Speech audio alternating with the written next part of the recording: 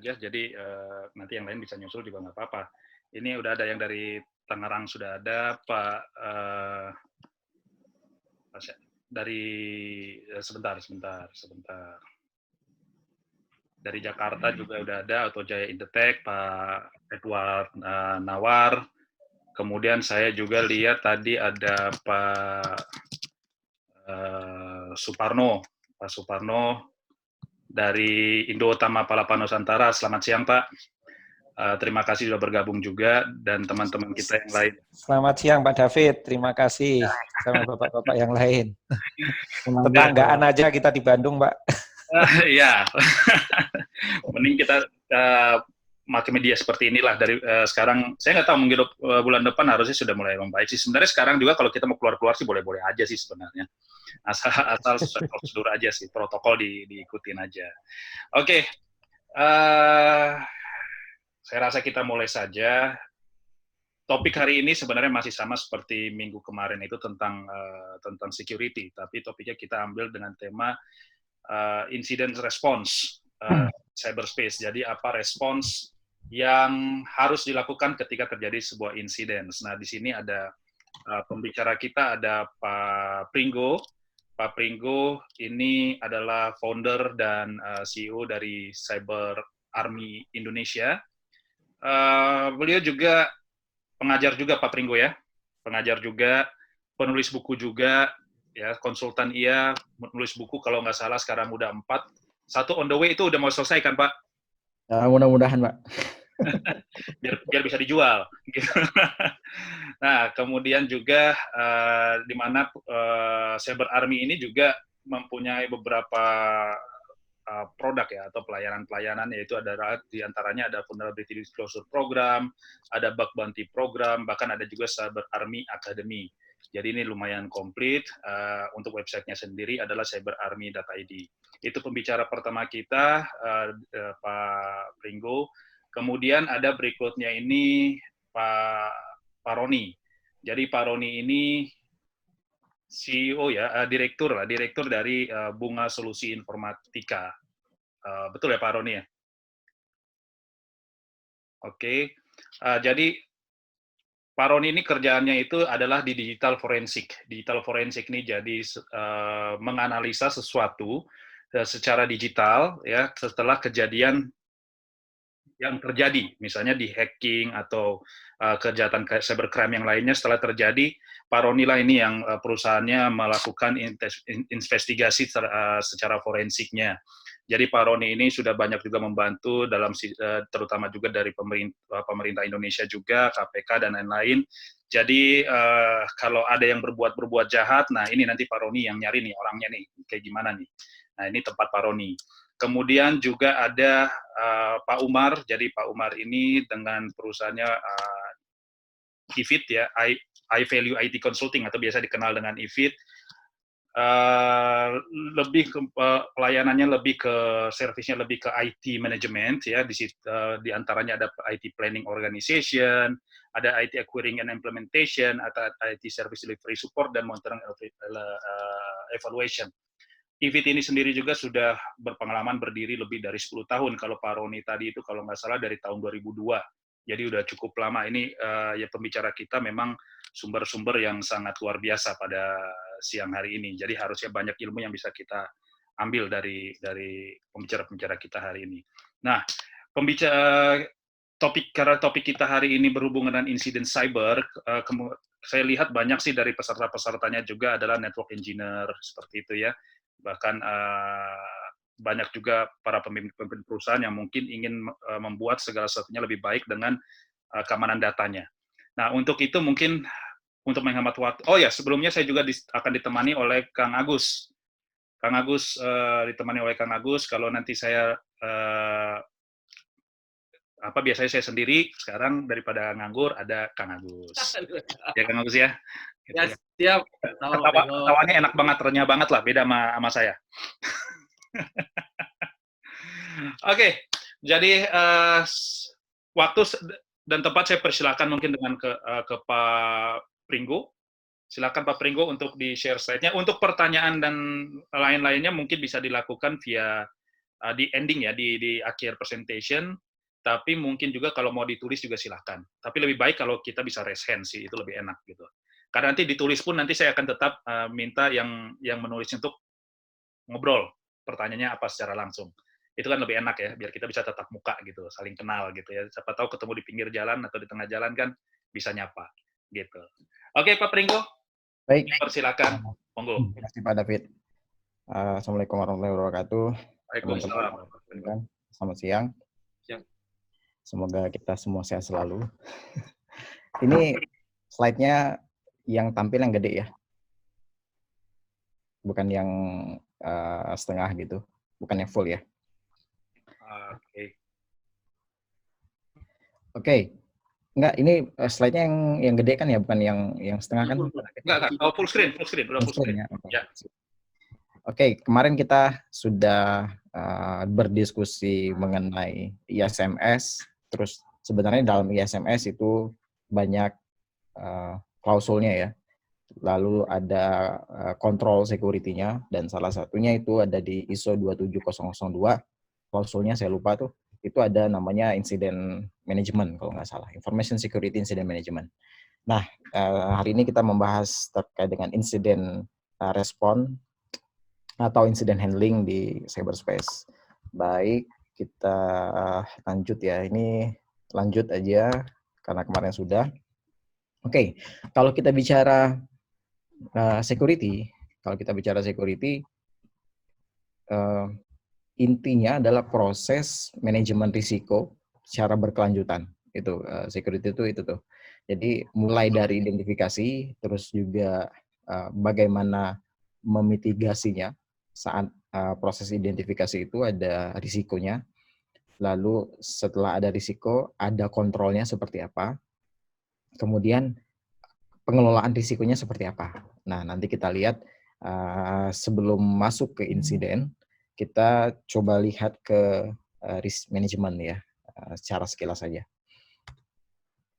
Oke, kalau kita lihat dari sini, saya ambil dari ISAKA ya. Jadi ISAKA ini mendefinisikan bahwa ada 3 atribut risiko, itu ada aset, ada threats atau ancaman, dan ada vulnerability atau kelemahan. Oh sorry, bukan dari ISAKA, tapi sumber aslinya dari Encurve ya. Tapi saya ambil dari buku ISAKA. Oke, jadi ini nih yang diambil dari risiko ya. Atributnya ada 3. Kalau aset kita lihat ya biasanya ada tangible, ada intangible, oke, gitu ya. Kalau kita bicara informasi ya pastinya intangible gitu. Dan kalau kita kejar lagi dari informasi, ada value-nya enggak gitu ya. Misalnya kemarin kalau data pelanggan bocor, value-nya ada enggak? Dampaknya dari organisasi saya ada enggak gitu ya. Terus tingkat kritikalitasnya seperti apa gitu ya kalau datanya bocor. Kemudian kalau threats terkait dengan ancaman itu ancamannya apa aja? Ya, karakteristik penyerangnya, karakteristik penjahatnya itu seperti apa sih? Karena beda tempat karakteristiknya beda gitu ya. Penjahat di tempat parkiran ya beda sama penjahat bank gitu ya. Jadi harus dikenali ini. Kemudian likelihood ya atau apa ya likelihood ya, keseringan ya mungkin ya. Apa ya, saya belum dapat nih pasnya ya. Jadi sesering apa sih risiko itu terjadi gitu. Kemudian ada impact atau dampaknya. Lalu ada vulnerability apa saja, dari akses misalnya, dari kontrol yang sudah ada misalnya, apakah kontrol itu kurang atau tidak sesuai misalnya. Kemudian ada attack atau exploit. Seperti itu. Oh ya, likelihood itu potensi ya. Oke, lanjut deh. Nah, ini saya ambil dari ISO 31000 2009. Ini konteks ya. Jadi ISO 31000 itu berbicara mengenai kayak vocabulary, kayak ISO 27000 kemarin itu vocabulary-nya. Kalau ISO 31000 itu terkait dengan risk management dan itu vocabulary-nya. Nah, lebih khususnya ada 30.000 31.010 itu ada bisa nanti. Nah, kalau kita lihat di risk management prosesnya itu ada 5 ya secara keseluruhan. Itu ada konteks ya, kemudian ada risk identification, kita identifikasi risikonya setelah kita definisikan konteks, sama seperti ISO 27001 kemarin. Pertama, konteksnya lo harus tahu ya. Terus masuk ke dalam risk assessment, di mana risk assessment itu sendiri ada risk identification tadi, identifikasi risiko, jadi area dari impact-nya apa saja, terus event-nya apa saja gitu ya. Kemudian konsekuensi potensial, konsekuensi dari risiko itu apa aja. Terus ada juga risk analysis. Risk analysis itu lebih memahami lagi nih risiko yang sudah ada dari identifikasi. Ya contohnya apakah risiko itu harus di threat atau enggak gitu ya. Harus ada kontrolnya atau enggak, atau di accept misalnya kayak gitu. Lalu ada juga risk evaluation. Ya, kalau berbicara risk evaluation ya terkait dengan making decision gitu ya. Terkait dengan risikonya based on outcomes dari risk analysis itu sendiri. Kemudian ada risk treatment. Nah, kalau bicara risk treatment, ya treatment dari risikonya seperti apa gitu. Nanti kita lihat ada 4 risk response yang sudah disampaikan Pak Umar minggu lalu kalau nggak salah, saya lupa. Nah, gambar ini jadi sekuensial ke bawah, terus paralelnya ada communication dan ada monitoring and review. Artinya adalah pertama kita dirikan konteks, kemudian dari mulai konteks itu sudah ada tuh, ada komunikasi, ada konsultasi, dan ada monef. Jadi benar nggak konteks saya gitu. Oke, kalau benar lanjut deh ke risk assessment, risk identification. Saya melakukan identifikasi risiko, perlu komunikasi ke pemilik bisnis, perlu konsultasi, juga perlu monef gitu ya, monitoring review. Seperti itu terus sampai ke bawah, dan itu berulang. Oke.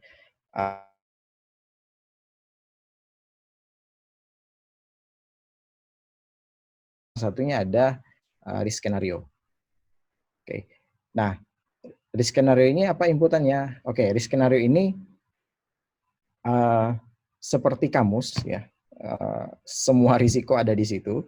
Inputannya apa? Ada 5 inputan di sini. Jadi ada aktornya. Aktornya siapa saja di sana? Ya ada dari internal, ada eksternal ya. Kalau internal ada staff kayak gitu ya. Ada pihak ketiga, itu bisa jadi internal, bisa jadi pihak ketiga itu eksternal ya. Kalau internal itu ada kontraktor, artinya karyawan yang kontrak gitu ya. Terus ada eksternal tadi, ada kompetitor, ada pihak ketiga gitu ya, business partner gitu atau market. Kemudian ada juga threat type ya, bentuk ancamannya apa? Apakah malicious misalnya secara teknis, atau hanya error, atau juga non teknis ya, kayak kejadian alam misalnya ya, bisa seperti itu ya. Lalu ada juga event. Eventnya contohnya apa nih? Karena kalau bicara event, banyak sekali eventnya ya. Bisa jadi itu hanya error biasa, itu event ya. Aktivitas biasa itu event juga. Kemudian pencurian ya, itu event ya. Nanti masuk ke insiden, nanti kita lihat. Lalu ada aset. Asetnya apa aja nih di dalam organisasi itu? Orang-orangnya people dan skills-nya ya. Kemudian ada struktur organisasinya, ada proses di situ ya, prosedur, kebijakan segala macam ya.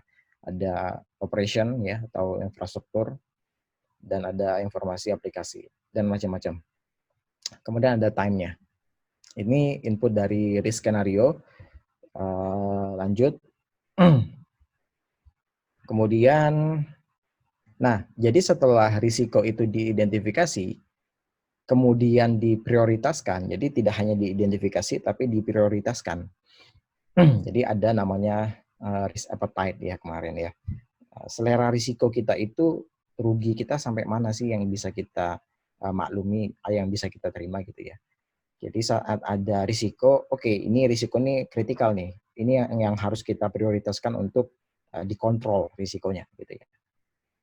Jadi setelah ada risiko, diprioritaskan, existing kontrolnya, kontrol yang sudah ada itu dianalisa lagi. Apakah existing kontrol ini efektif nggak dalam memitigasi risiko gitu ya. Contoh secara teknis misalnya, kalau saya punya web aplikasi, kira-kira existing kontrolnya apa? Firewall misalnya ya. Oke, firewall, apakah firewall saya ini tahan terhadap banyak serangan di web aplikasi misalnya? Itu harus dilihat tuh. Kalau efektif dari beberapa serangan, efisien nggak? Artinya kalau efektif itu bisa menangkal serangan, tapi kalau efisien itu terkait dengan cost. Ya. Dan nanti kita lihat di slide berikutnya. Itu lalu setelah dianalisis, diprioritaskan ya ada ininya ya, ada rankingnya ya. Jadi yang pertama apa prioritasnya, yang kedua dan selanjutnya tergantung dengan bisnis proses di organisasi itu. Jadi nggak semua risiko itu nomor satu sama semua di semua perusahaan, nggak ya, beda ya, beda-beda risikonya, tergantung bisnis prosesnya, tergantung CIA yang kemarin ya, fokusnya kemana dulu yang pertama gitu. Nah yang paling penting adalah kontrolnya saat melakukan analisa risiko itu cost-nya itu tidak lebih dari jumlah aset ya. Jadi kontrolnya itu nggak boleh lebih dari nilai dari aset itu sendiri. Ya contohnya aja kalau saya mau mengamankan sendal jepit saya nih gitu ya. Ya udah saya beli berangkas ratusan juta, saya taruh di situ. Aman nggak? Efektif nggak? Efektif, bisa menghindari dari pencurian ya nggak? Tapi nggak efisien, cost-nya terlalu tinggi gitu. Nah kalau sudah seperti itu, responnya seperti apa, risk responnya seperti apa nanti gitu ya. Banyak tuh nanti ada 4 dan contohnya banyak ya. Kayak gitu tuh. Jadi harus lihat dulu kontrol dari risiko itu apakah cost-nya melebihi nilai aset atau enggak. Oke, nah ini dia risk respon tadi yang kita bicarakan. Menarik nih risk responnya. Jadi setelah risk analysis ada risk map-nya ya. Kemudian ada risk appetite tadi, dan ada risk response. Kalau kita bicara risk response itu ada 4, ada avoid, ada mitigate, ada share atau transfer, dan ada accept. Oke. Ya, yang pertama deh, mitigate. Contohnya, risk response mitigate ya. Jadi kalau mitigate itu dikontrol risikonya gitu. Kalau saya punya web aplikasi saya nggak mau kena serangan ABCD misalnya ya, SQL injection misalnya, terus information disclosure. Kalau nggak mau, ya udah saya kasih kontrol di situ. Kontrolnya apa? Contohnya web application firewall misalnya ya. Kemudian dari sisi aplikasinya saya menerapkan secure coding misalnya gitu. Mitigate-nya di situ, kontrolnya di situ. Terus kalau share atau transfer risk responnya itu kita mentransfer risiko ke pihak lain. Ya. Contoh yang paling gampang, saya nggak mau mengelola server. Ya, yang penting layanan saya tersedia 24 jam, saya nggak ribet dengan proses pengelolaannya, ya udah saya kasihkan ke pihak ketiga. Gitu. Saat ada insiden terkait dengan infrastruktur, ya pihak ketiga yang tanggung jawab, bukan saya gitu ya. Itu risk transfer tuh. Contoh yang lain. Contoh yang lainnya kita ya yang ditransfer risiko sebagai customer atau sebagai nasabah. Itu risikonya ditransfer ke kita. Atau misalnya pada tempat parkir ya, kehilangan motor, kehilangan aset kendaraan di situ, ya risikonya ditanggung oleh pengendara. Itu risk transfer gitu. Jadi kita pakai fungsinya, tapi risikonya ditransfer ke kita gitu ya. Itu risk transfer. Terus ada juga accept ya. Accept itu risikonya ya diterima.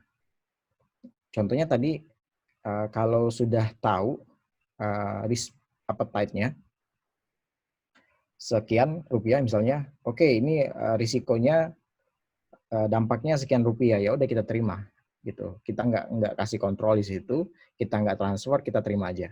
Atau misalnya kapan risiko itu diterima ya saat cost kontrolnya itu lebih tinggi dari nilai asetnya. kayak gitu. Tadi ya saya naruh sendal jepit di berangkas ratusan juta, ya udah deh saya terima aja kalau sendal jepit saya hilang nggak apa-apa gitu. Itu accept ya. Dan avoid. Risikonya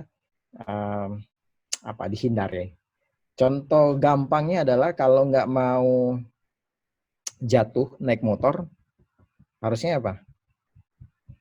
Ya jangan naik motor ya nggak? Dihindari kan risiko jatuh naik motor. Jangan naik motor, terus ya udah bisa jalan kaki atau bisa naik mobil. Tapi jalan kaki, naik mobil itu ada juga risikonya gitu. Jadi sederhananya kalau nggak mau kena risiko A, ya udah jangan pakai A gitu. Tapi risiko yang lain ada, konsekuensi yang lain ada. Itu risk avoid. Kayak gitu, kurang lebih terkait dengan risk response. Terus ini ada prioritas risk dari gambar ini ya. Jadi setelah identifikasi diprioritaskan risikonya apakah kritikal misalnya bisa seperti itu ya, kritikal, high, medium, low atau dengan istilah apapun gitu ya yang dipahami oleh perusahaan. Oke, kemudian ini tadi risk response ya. Ada risk reduction, risk avoid, transfer dan risk accept ya. Ini sama insurance.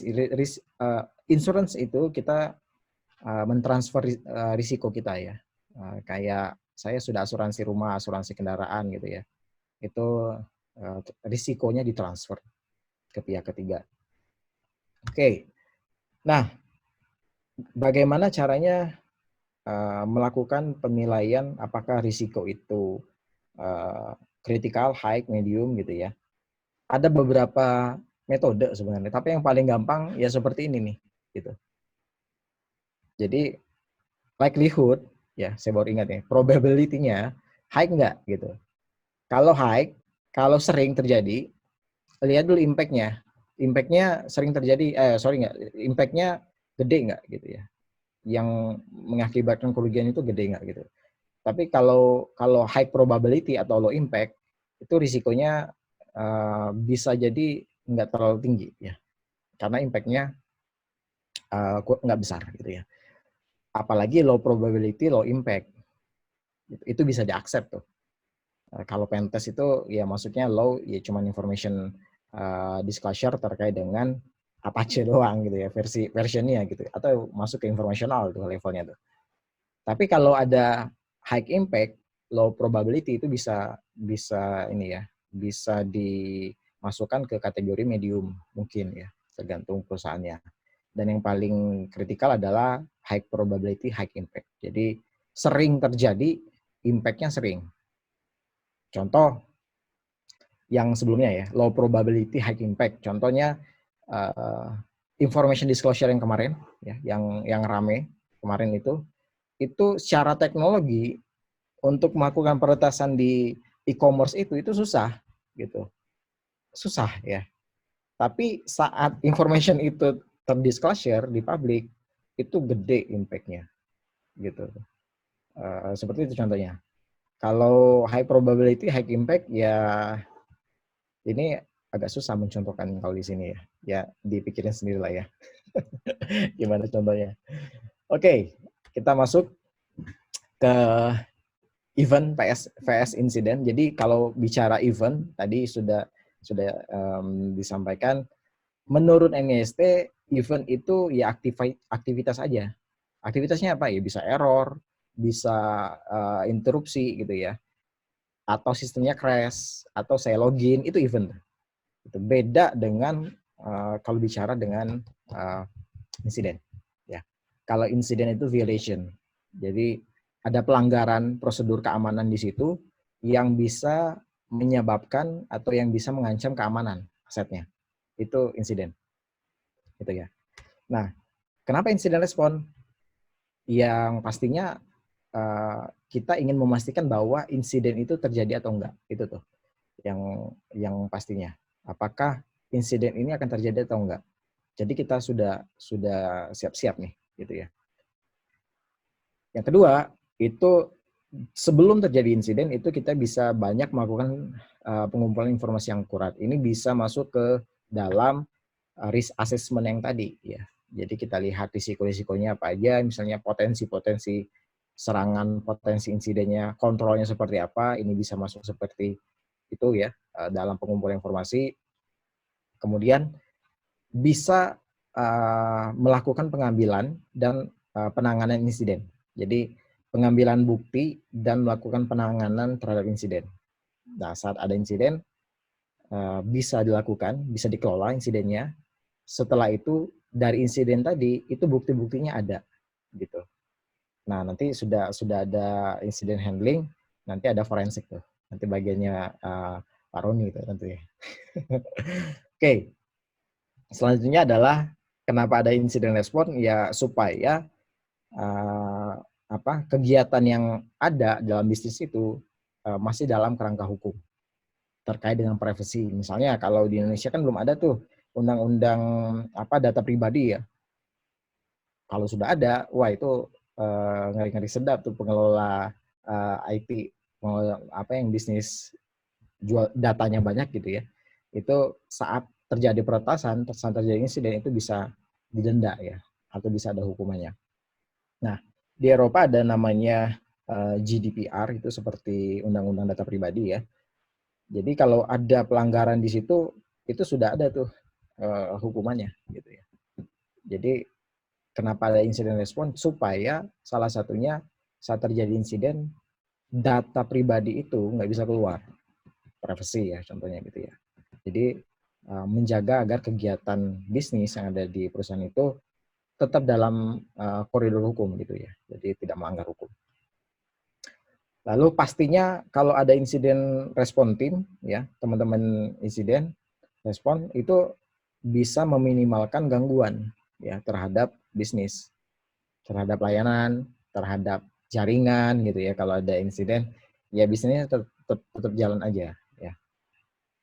Dan selanjutnya adalah bisa bikin laporan yang akurat. Nah, dari sini nanti ada lesson learn lah ya. Jadi kenapa sih bisa ada insiden? Dari mana sih asalnya? Metodenya seperti apa sih? Laporan seperti itu bisa dipakai nanti untuk jadikan rekomendasi ke depan. Seperti itu. Nah, tipe insiden, kalau kita bicara tipe insiden ya pastinya mengkompromis antara tiga ini nih, gitu ya. Entah confidentiality, entah integrity atau availability, atau tiga-tiganya. Ya, itu bisa tipe insiden, nggak jauh dari itu. Nah, jadi kalau bicara insiden ya bisa jadi nggak disengaja. Kalau nggak disengaja, pernah baca yang slide 2 minggu sebelumnya itu kan ada gambar sebelah kiri itu staff itu salah menghapus data ya, menghapus data perusahaannya di dalam akun administrator ya, dengan komennya RM min RF gitu ya. Ya udah hilang semua, insiden kan gitu. Nggak sengaja itu tuh, Yan nggak tahu kenapa nggak sengaja gitu ya. Ada juga yang disengaja ya, disengaja entah dari internal, dari eksternal itu bisa. Sehingga ini kalau bicara insiden USR atau komputer emergency response team di US itu mereka bikin seperti kategori. Jadi kategori apa saja nih yang harus diperhatikan. Contohnya cat 1 ya, unauthorized access. Deskripsinya ya aksesnya tidak terotorisasi, biasanya reporting time frame-nya itu 1 jam. Atau ya 1 jam, kurang lebih seperti itu ya, yang ditemukan atau dideteksi itu selama 1 jam gitu. Dan ke bawahnya, insiden-insiden ke bawahnya, denial of service itu biasanya 2 jam misalnya. Kok nggak bisa layanannya kok lama sih misalnya, oh jangan-jangan kita kena DOS gitu ya, atau yang lainnya. Mereka bikin kategori seperti ini. Nah, saya belum baca kategori ini di Indonesia ya. Versi dokumen Indonesia itu saya belum baca ya. Apakah ada insiden respon sampai ke business continuity plan untuk satu negara itu saya belum ketemu tuh gitu ya. Nah, contohnya yang kedua yang menarik ya, DOS. Kira-kira DOS itu seperti apa sih bentuknya? Insiden nggak? Oke, insiden gitu ya. Kira-kira bentuknya seperti apa? Kalau saya tanya ke teman-teman yang lain, oh, DOS itu kayak flooding.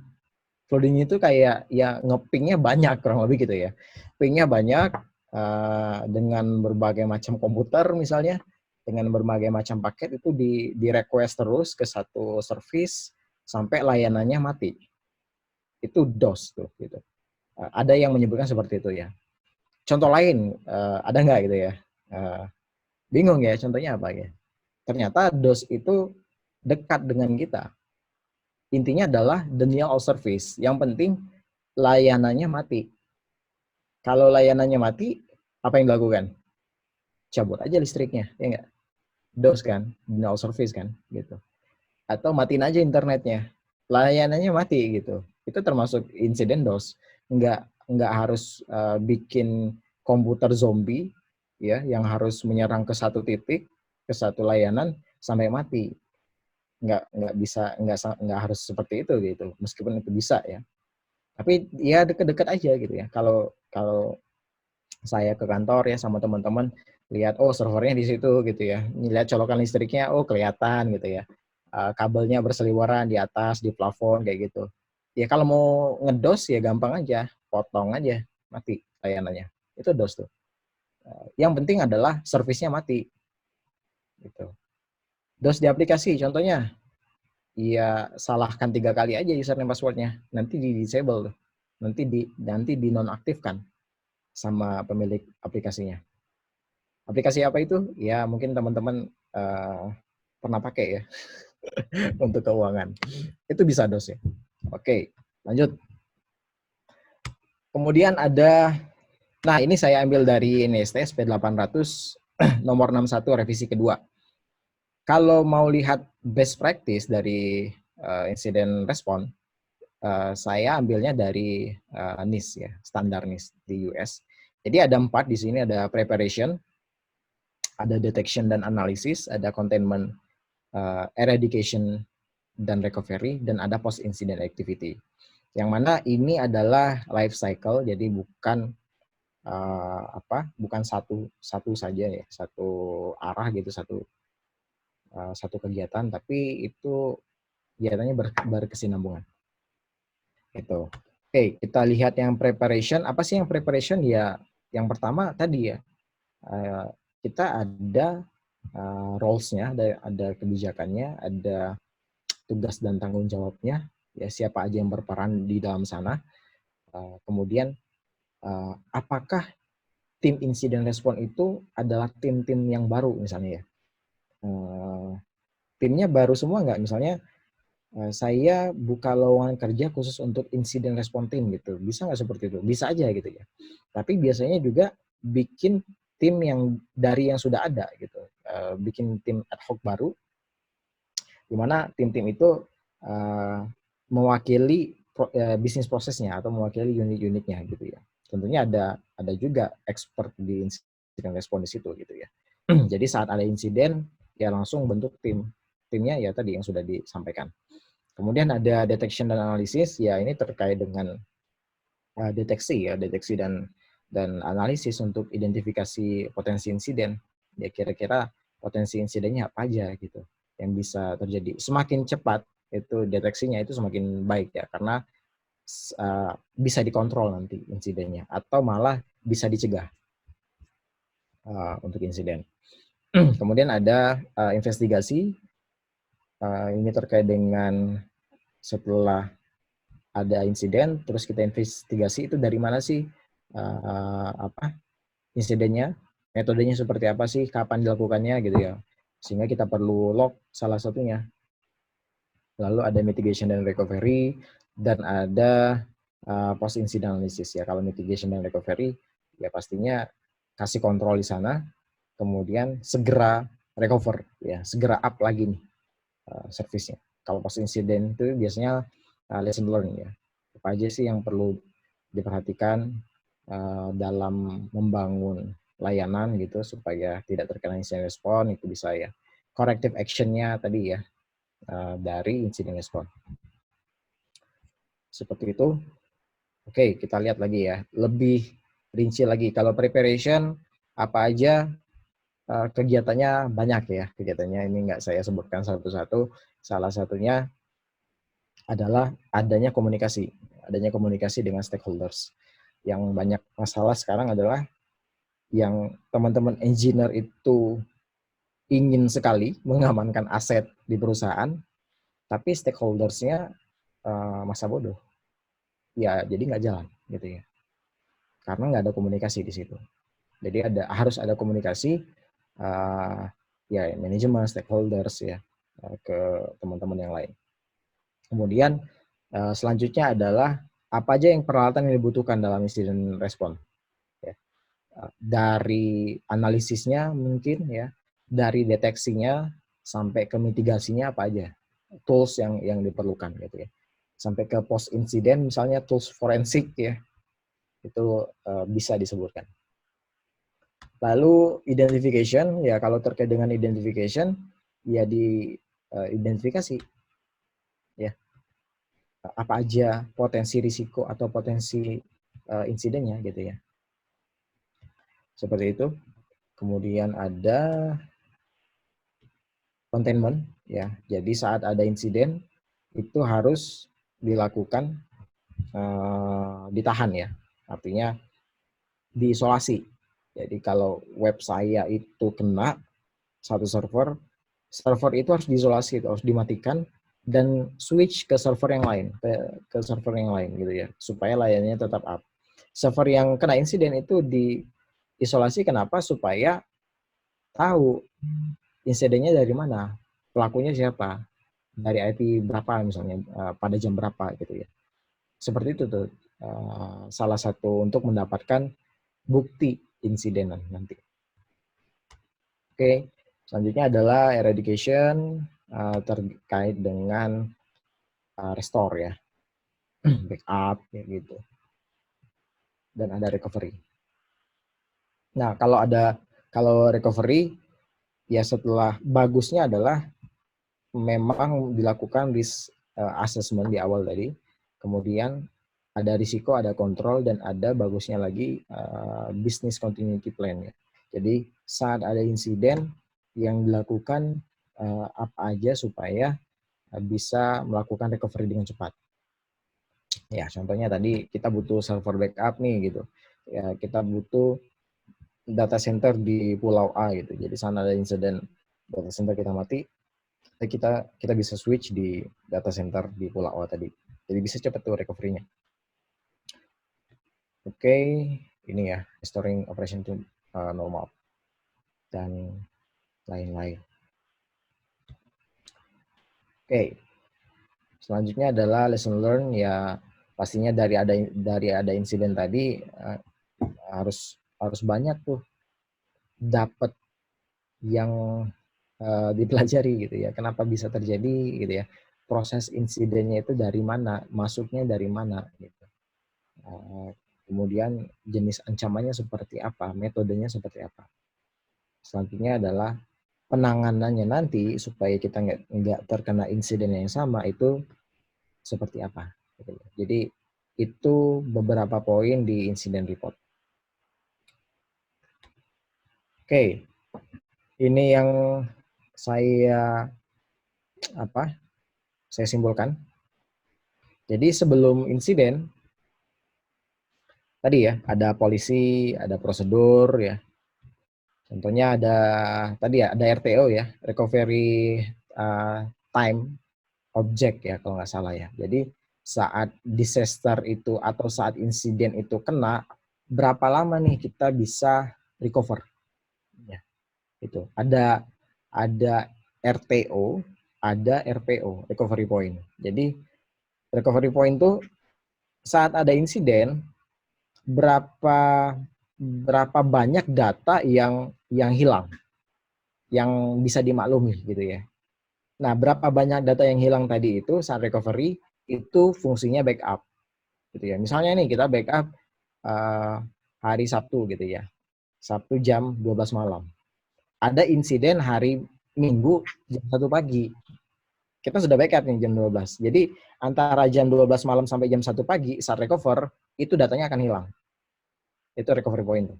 Jadi saat di recovery ya datanya ya dari Sabtu jam 12 malam tadi itu apa yang bisa direcover.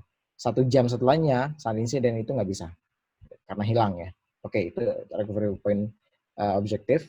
Kemudian ada recovery time itu tadi ya. Jadi seberapa jauh saat ada insiden, seberapa lama kita bisa melakukan recover. Kita bisa melakukan percepatan layanan kita. Jadi layanan up kembali itu seberapa cepat sih kemarin, sehingga adanya backup itu nggak cuma backup aja tapi ada restore ya. Tujuannya ya untuk ini kita lihat kalau nggak ada proses backup dan proses restore, kita nggak tahu recovery time-nya seberapa lama.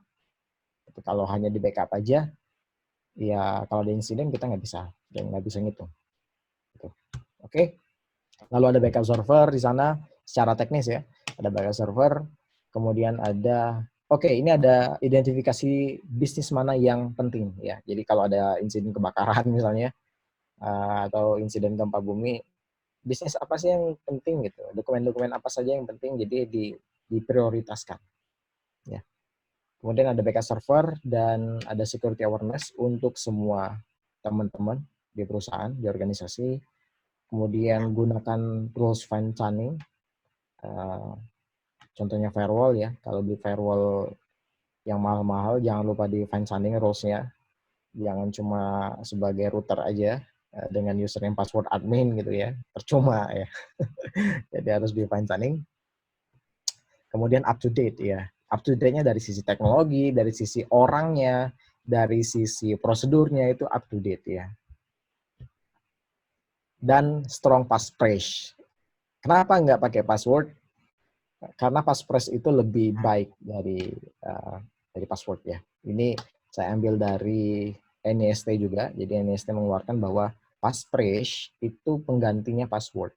Kalau password kan ya minimal 8 karakter, nggak mudah ditebak gitu ya. Ada abjad, huruf, dan spesial karakter segala macam. Tapi kalau passphrase itu ya kalimat biasa aja. Ya, 1 kalimat, 2 kalimat, atau 1 paragraf itu jadi passphrase kita, bukan password ya. Jadi kalau saya misalnya login di FB, saya masukkan ya lirik lagu misalnya bisa gitu ya.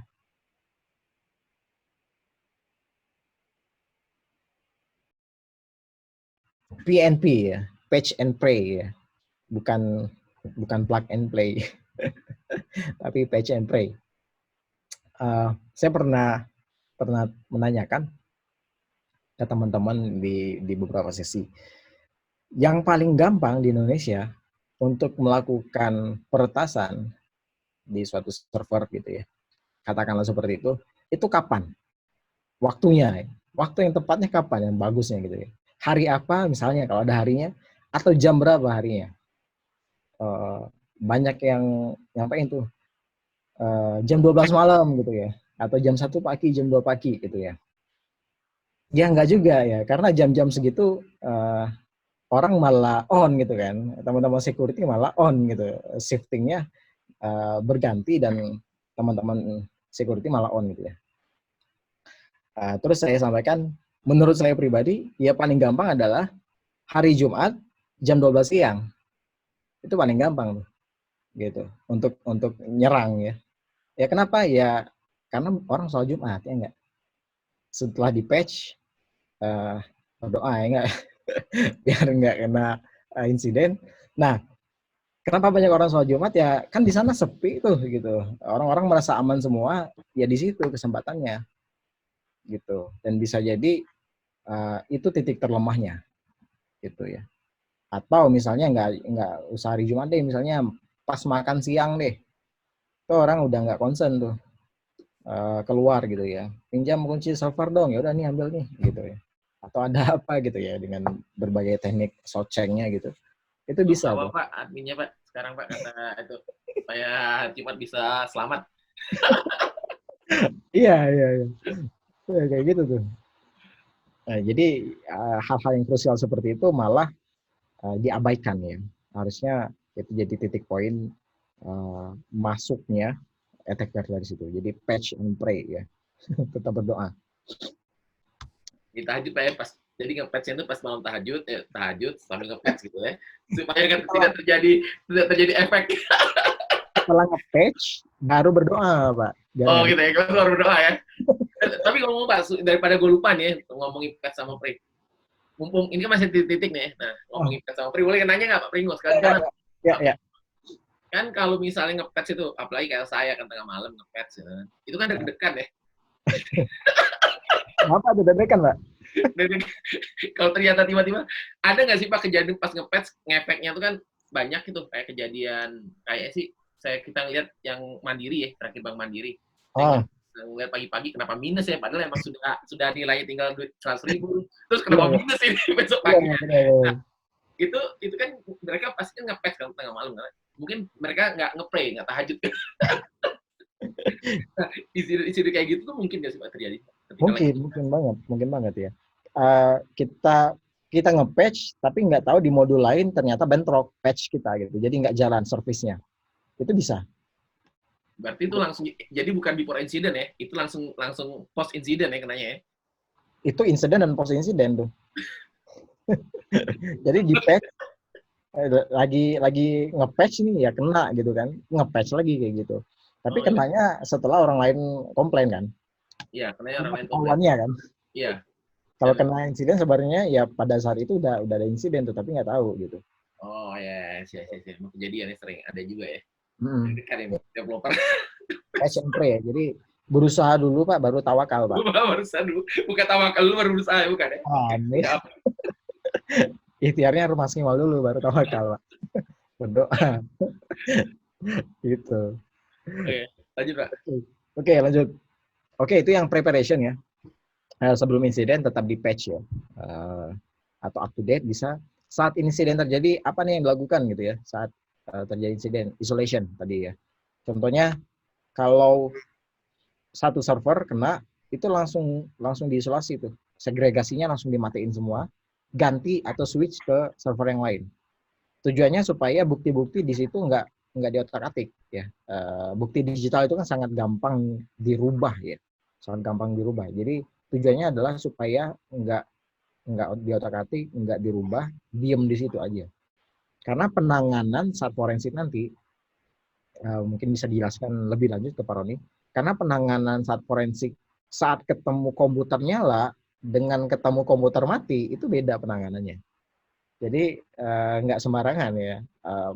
Penanganan pas penggerbekan komputernya mati, dinyalain, jangan gitu ya. Atau komputernya nyala gitu ya, di restart dulu deh, jangan kayak gitu. Ada penanganannya beda gitu. Buktinya bisa rusak nanti kalau beda penanganan. Oke, jadi di isolasi tujuannya tadi untuk preserve evidence ya, mendapatkan evidence tadi untuk melakukan forensik. Jadi ya using server yang lain atau backup yang lain dengan backup yang paling update. Setelah itu pakai nih server yang kedua nih. Server yang kedua itu full monitor gitu, karena insiden selanjutnya atau serangan selanjutnya itu pasti terjadi itu gitu. Jadi kita pakai server backup itu dimonitor terus tuh, ada nggak insiden gitu, dari IP mana, langsung diblok deh gitu. Karena pernah kejadian kayak gitu. Dapetin IP-nya langsung diblok. Itu untuk penanganan supaya memberantas lebih cepat aja dulu ya. Setelahnya nanti bisa dilakukan prosedur yang lain. Kemudian, nah tadi ya, block all incoming suspicious request, tadi misalnya dia banyak meminta request gitu, melakukan flooding, atau DDoS dalam bentuk yang lain, itu langsung blok aja. Entah dari IP-nya, atau dari user agent-nya misalnya, bisa dari situ, atau yang lain ya. Setelahnya adalah, ya lesson learn ya, yang tadi ya. Ya karena kita punya usaha, kena insiden, karena kena insiden kita nggak bisa jualan ayam gitu kan. Jadi apa nih gitu, hikmahnya apa gitu.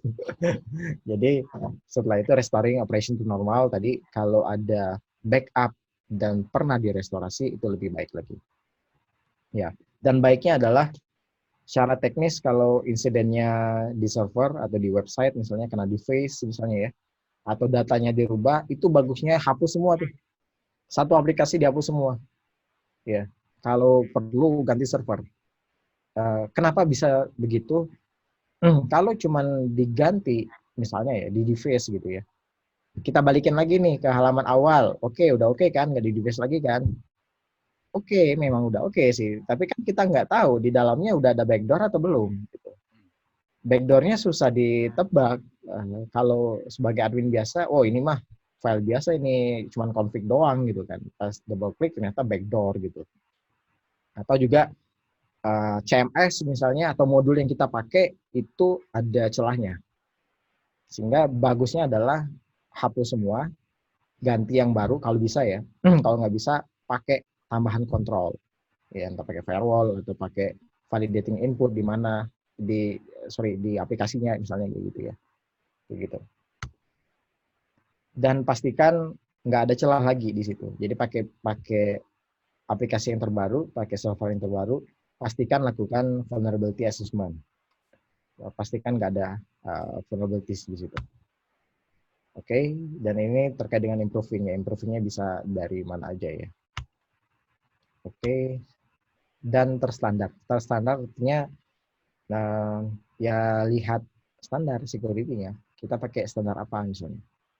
NIST atau WASP ya, WAPS atau Application Security Project atau yang lain. Sampai di sana presentasi saya kembalikan ke Pak David. Terima kasih. Siap. Terima kasih Pak Pringgo. Nah, Kang Agus, ini rame nih. Ya. Wah, rame. Aduh. Kita buka pertanyaan dulu apa kita nanya-nanya nih Pak David?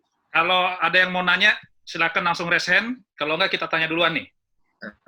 Masih ada Pak Umar, masih ada Pak Roni. Gimana Pak? Kasih kesempatan buat Pak Umar dulu deh, Pak David. Nah, ya, boleh. Gimana Pak Umar tentang insiden responsnya ini? Oke, terima kasih Pak. Jadi memang ketika kita sudah masuk ke dunia yang saling terhubung ini, memang sangat susah untuk menghindari terjadinya insiden gitu. Sangat sulit. Yang bisa kita lakukan adalah menekan sejauh mungkin resikonya, resiko terjadinya insiden itu, dan kemudian kalau sampai terjadi, bagaimana bisa menekan cost-nya seminimal mungkin. Gitu. Nah, dalam konteks menekan cost seminimal mungkin inilah sebenarnya posisi insiden respon ini paling diperlukan peranannya. Jadi kalau kita melihat survei yang merilis berapa besar sih cost of data breach misalnya, itu selalu dan bagaimana untuk menguranginya.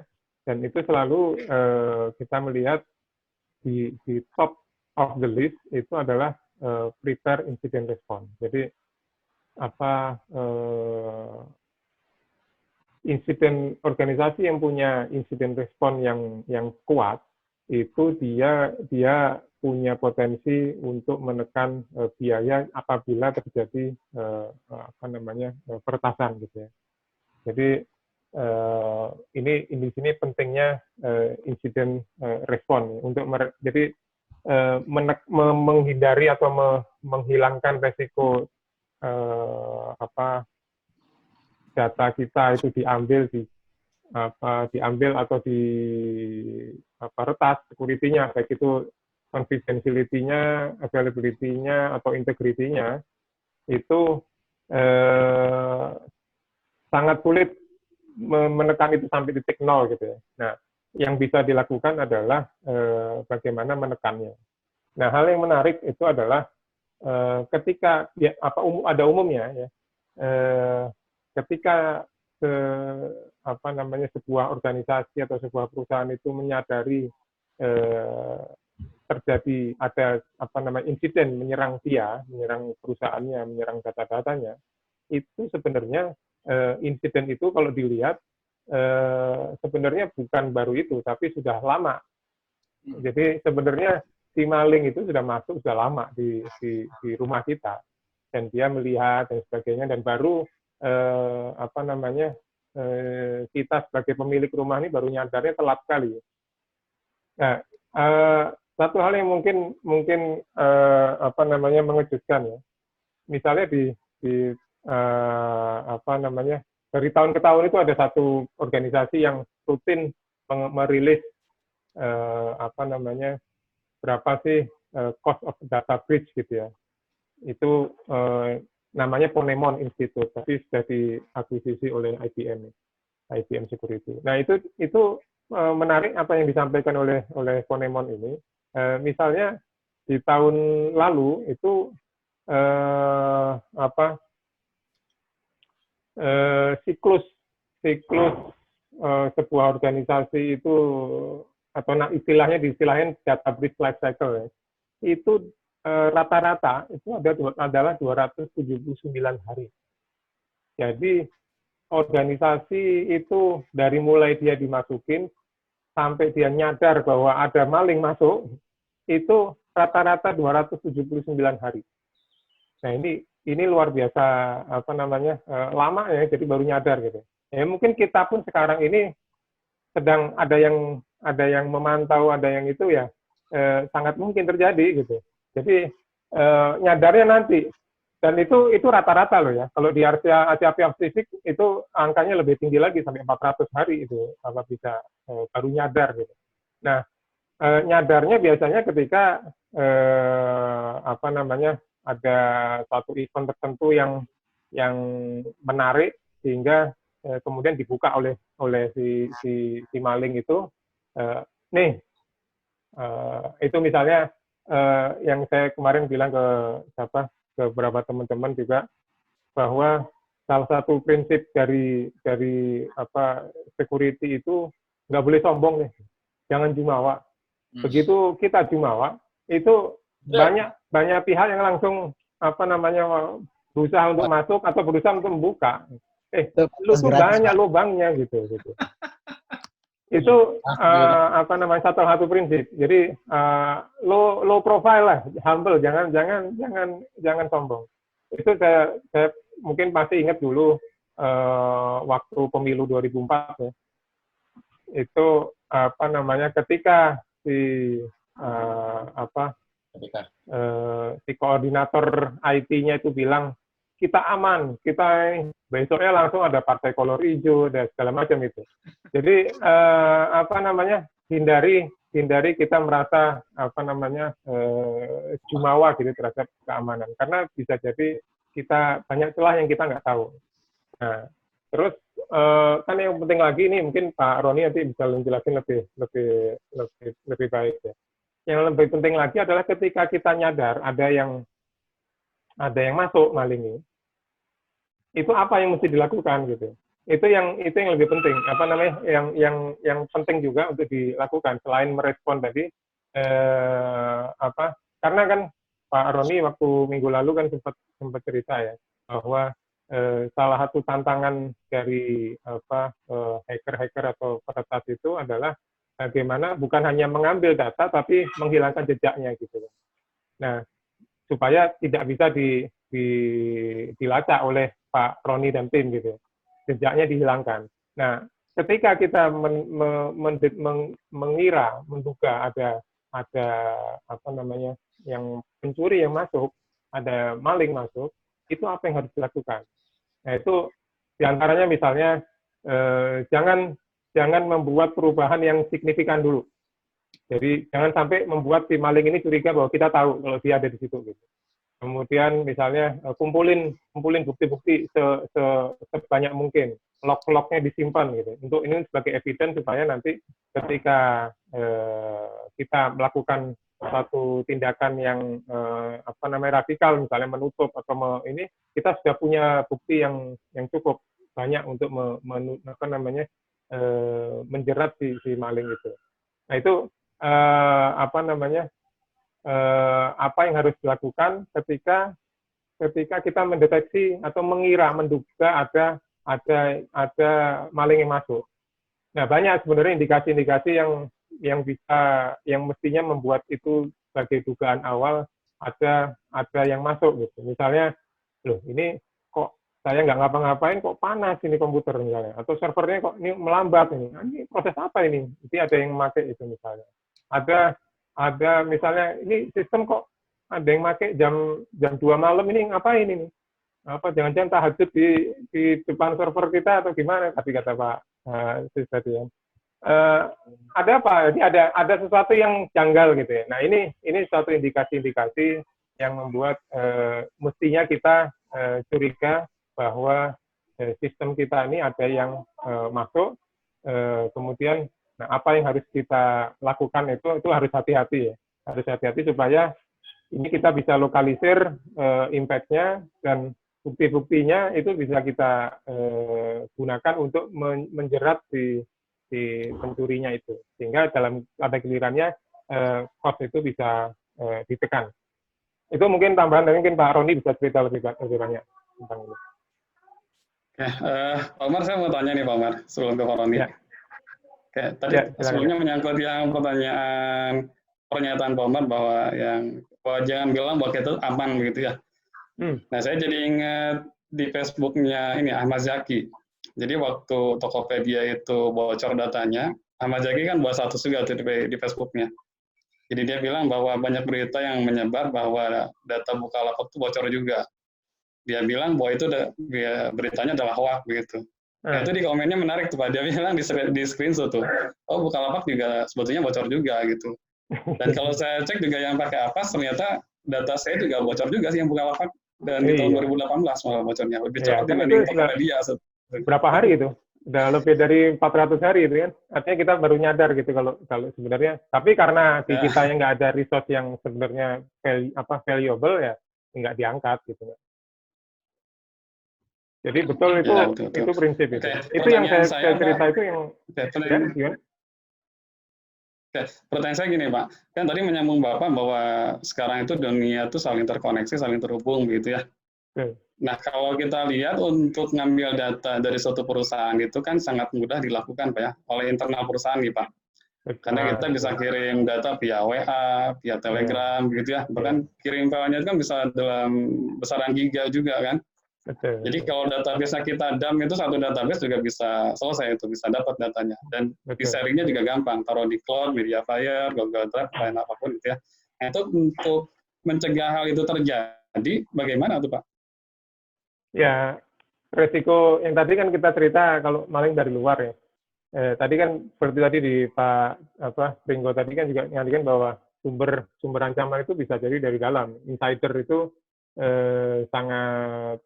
sangat besar resikonya untuk dan biasanya lebih besar itu potensinya. Iya, lebih besar potensinya dan impact-nya juga karena dia aksesnya jauh lebih banyak dan kita nggak nyadar gitu ya. Bahwa nah ini kan threat ini kan aktornya bisa dari internet salah satu kontrol yang misalnya bisa dilakukan oleh kita di internal misalnya kan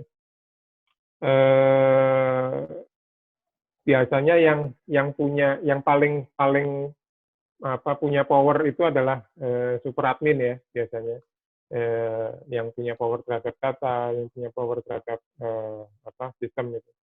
Nah, yang kalau kontrol yang terhadap admin itu ya hidupin lock. Jadi walaupun pada gilirannya dia bisa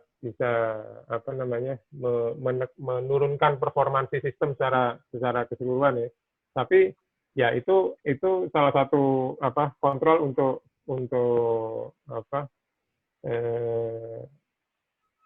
menekan resiko si admin macam-macam gitu karena ketika dia melakukan sesuatu semuanya direkam. Dan kemudian yang kedua adalah internal control dari jadi di perusahaan kita mesti ada pihak yang yang menjalankan fungsi itu, walaupun bukan secara dedicated yang melakukan itu gitu. Jadi misalnya kontrol-kontrol yang harus dilakukan, misalnya ketika file-file yang penting atau resource penting dari perusahaan kita itu kita taruh di suatu tempat yang apapun yang terjadi pada resource itu tercatat. Nah itu juga harus dicek. Jadi walaupun di log tapi kalau nggak dicek ya lognya jadi nggak ada gunanya juga, karena bisa aja dibersihin lognya terus nanti muncul lagi dan sebagainya, jadi dihilangkan jejaknya. Ya kontrolnya tergantung nanti resiko spesifiknya apa ya, nanti kita terapin kontrolnya itu sesuai dengan resiko itu. Tapi in prinsip memang insider ini paling susah untuk mengendalikannya itu, karena ya dia bersama-sama kita terus kan, selama jalannya perusahaan dia bersama kita, waktu development barengan kita, nggak ada yang tahu kita bisa dia tahu tiba-tiba waktu kita ke kamar mandi dia bawa flash disk masukin, nggak tahu kan gitu kan. Tapi jadi ya ada spare yang harus kita tadi pre tawakal tadi ya, melakukan pendekatan baik ya ke pegawai kita, hubungan baik dan sebagainya, itu hal-hal non teknis yang ya mungkin upaya yang bisa kita lakukan ya, karena celah itu masih banyak terbuka sebenarnya. Itu mungkin dari saya, Pak. Mungkin trust juga penting kali ya, Pak Umar. Iya, artinya membangun hubungan baik di antara karyawan. Karena permasalahannya justru banyaknya ada saya nemuin ada dulu saya pernah pimpinan saya ini pengen coba deh dokumen itu digitalisasi gitu ya. Jadi nggak usah pakai kertas bertebaran segala macam. Nah, kita udah siapin server nih segala macam. Tapi akhirnya dibatalin karena Parno nih, wah ini kalau diambil orang gimana loh? Kita kan sudah punya standarnya nih, ini harus dipasang di sini, passwordnya sekian, siapa yang megang segala macam. Tapi kan itu admin itu bisa buka, ya memang dia bisa buka kan. Yang mau benerin semuanya itu kalau ada kerusakan juga pasti adminnya gitu, nggak mungkin enggak gitu kan. Nah, jadi trust dia ke admin ini nggak ada gitu. Mau sudah ada prosedurnya, mau udah ada aturannya, tapi selama dia nggak trust sama adminnya ini, akhirnya dia parno sendiri kan. Admin itu bisa buka semuanya. Gimana kalau dia jahat? Gimana kalau dia ini? Ya kita kan nggak bisa tebak itu. Dia bisa jahat, bisa juga jadi baik. Nah, kadang-kadang itu kan menjadi kendala juga. Itu meyakinkannya itu gimana tuh, Pak Umar? Ya, itu kan artinya kalau tadi disampaikan tadi ada jenis treatment terhadap risiko itu ada 4. Nah, itu artinya risiko itu di-avoid oleh si bos. Jadi dia nggak mau ada risiko itu. Kalau dia mau, tapi pengen mengontrolnya, itu dia mestinya ambil opsi mitigate itu. Jadi misalkan dikasih log di situ atau dikasih ada internal audit, itu mitigate. Tapi kalau tadi kan nggak mau saya, itu avoid. Jadi dia nggak mau ada resiko. Rangkas lagi aja ya dokumennya. Tutup resiko itu. Oke. Pak, nanti kalau ada yang mau bertanya silakan langsung aja, atau mau menceritakan pengalaman juga boleh. Menceritakan pengalamannya ya Kang Agus ya. Gitu. Jadi kita berbagi juga gitu. Soalnya Kang Agusnya selama ini aman-aman aja mungkin kan, ternyata ada kejadian begini juga repot gitu kan. Kayak tadi tuh mukanya berubah tuh Pak Umar. 200 sekian hari itu kita nggak tahu tuh, jangan-jangan sekarang lagi ada yang kejadian nih. Saja langsung deg-degan gitu kan. 270 hari itu di Amerika, Pak. Di Amerika, di Indonesia itu lebih banyak lagi. Iya, Pak Umar dan Pak Pringgo sama Pak Roni, nanya nih sebenarnya kan kalau kayak SSL itu kan,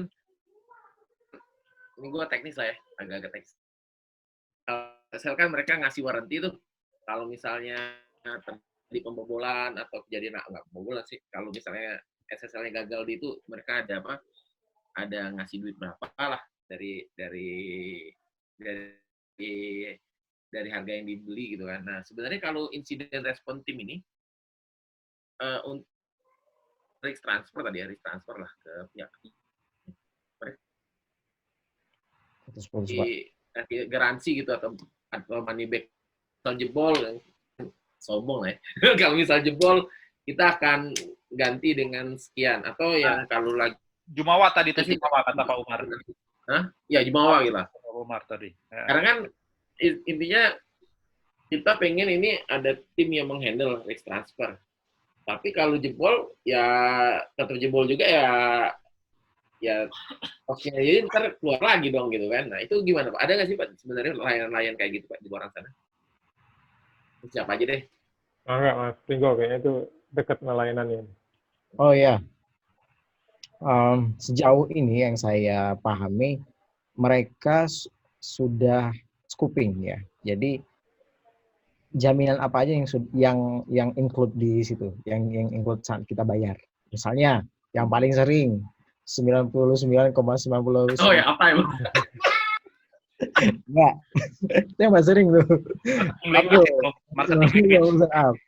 Nah, itu namanya angka Yahudi ya 90%. Tapi nggak ada jaminan kan kalau aplikasi kita dititipkan di situ checklist dari serangan SQL injection, checklist dari cross-site scripting nggak berani mereka gitu. Nah, saya belum ketemu tuh yang ada scope kayak gitu. Yang paling banyak scoping tuh kayak gitu tadi ya, up kayak gitu ya misalnya. Kalau ada terjadi insiden mereka support itu juga ada tuh. Jadi mereka lebih ke layanan memang nggak berani kasih jaminan aplikasi yang kita host di sini tuh bebas dari serangan ABCD, nggak berani. Itu saya belum dapat tuh. Oh gitu. Ya, paling service support saat ada insiden itu ada tuh. Kayak gitu tuh. Berarti belum bisa ada mengasuransi server gua itu jagoan gitu ya. Apa orang-orang IR gua tuh jagoan gitu ya. Iya, saya belum ketemu sih. Makanya Pak lebih mudah itu Pak buka layanan bounty hunter ya. Beda-beda tipis loh. Menggaransi dengan Jumawa itu beda-beda tipis. Oh, bisa. Tapi gini Pak, bagus juga di sisi lain kalau wah server saya aman nih gitu, nggak bisa dihack gitu ya. Pasti kan itu kan orang penasaran benar nih nggak bisa dihack gitu kan. Orang pasti nge-hack kan gitu. Di sisi lain kita dapat pentester gratis. Yang mana itu mahal kalau kita bicara pentest misalnya ya. Jadi bisa seperti itu juga. Tapi di sisi lain kita harus siap juga kalau kena banyak serangan kan. Konsekuensinya itu. Siap nggak? Gitu aja. Betul. Iya daripada kayak Google Pak ya, menyiapkan untuk melakukan injection ya dan mahal harganya mendingan open bounty ya. Ya. Siap. Tapi keren juga loh. Kalau kita bicara insiden kan post insidennya juga keren juga. Gitu Kang Agus. Iya benar. Itu penting tuh. Ke Pak Roni deh, Pak Roni. Setelah terjadi insiden ya, tentunya kan nanti Pak Roni sebagai medical team ya, turun tangan gitu, forensik, segala macamnya. Nah, tapi kan pastinya nggak sekedar itu, gitu ya, mencari forensik ini dari siapa yang bikin lah, siapa yang penjahatnya, ini datanya, alurnya dari mana, keluarnya, segala macamnya. Tapi post insiden itu apa aja sih biasanya Pak Roni?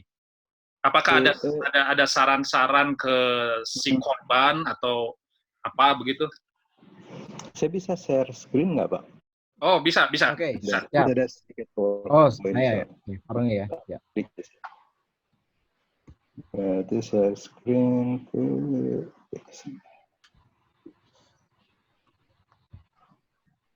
Wah, ini materi minggu depan nih. Udah kelihatan ya, Pak? Jadi intinya kalau kita bicara tentang insiden respon ada dua bagian ya. Yang pertama adalah bagaimana kita mendetek. Detection itu banyak Pak, dari mulai bentuk monitoring, antivirus, DLP, bla bla bla gitu, IDS, IPS dan lain-lain. Nah yang tadi kita bicarakan mostly ada di sisi respons. Ya. Jadi seperti yang tadi dengan Pak Digdo, kita bagaimana melakukan assessment, bagaimana kita memvalidasi event yang ada, event-event yang tadi disampaikan gitu ya.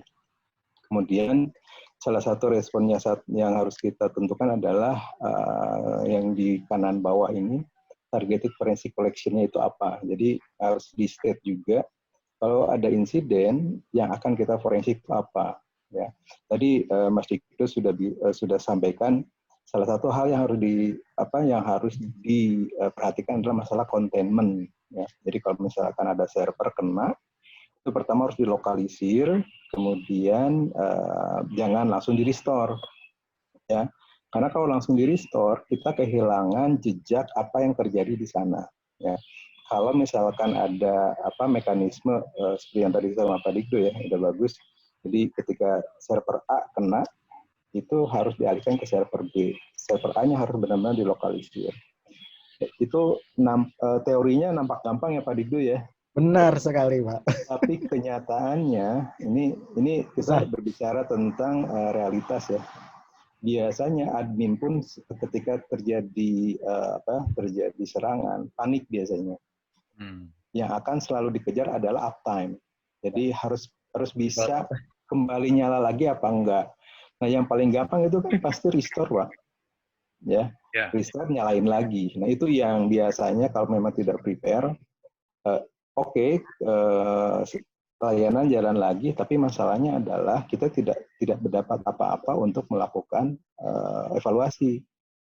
Ya, karena apa yang terjadi barusan gitu ya, sekian waktu itu kita udah nggak tahu lagi. Jadi betul tadi bahwa setidaknya ada proses lokalisir evidence, kemudian akan kita lakukan forensik. Itu harus di-state dulu tuh targeted forensic collection-nya apa dulu. Nah, nyambung dengan Pak Umar tadi ya jadi intinya detection sama respon ini nyatu ya, nggak terpisah. Kita respon kita based on apa yang dimunculkan dari tools detection yang ada di organisasi kita. Oke, nah nyambung dengan Pak Umar tadi ya. Jadi kalau kita attack itu Pak di menit pertama gitu ya, attacker udah mulai masuk, biasanya respon tuh udah ada di sini. Responnya itu jauh banget, Pak. 279 hari, benar ya. Jadi sekitar berbulan-bulan dan lain-lain.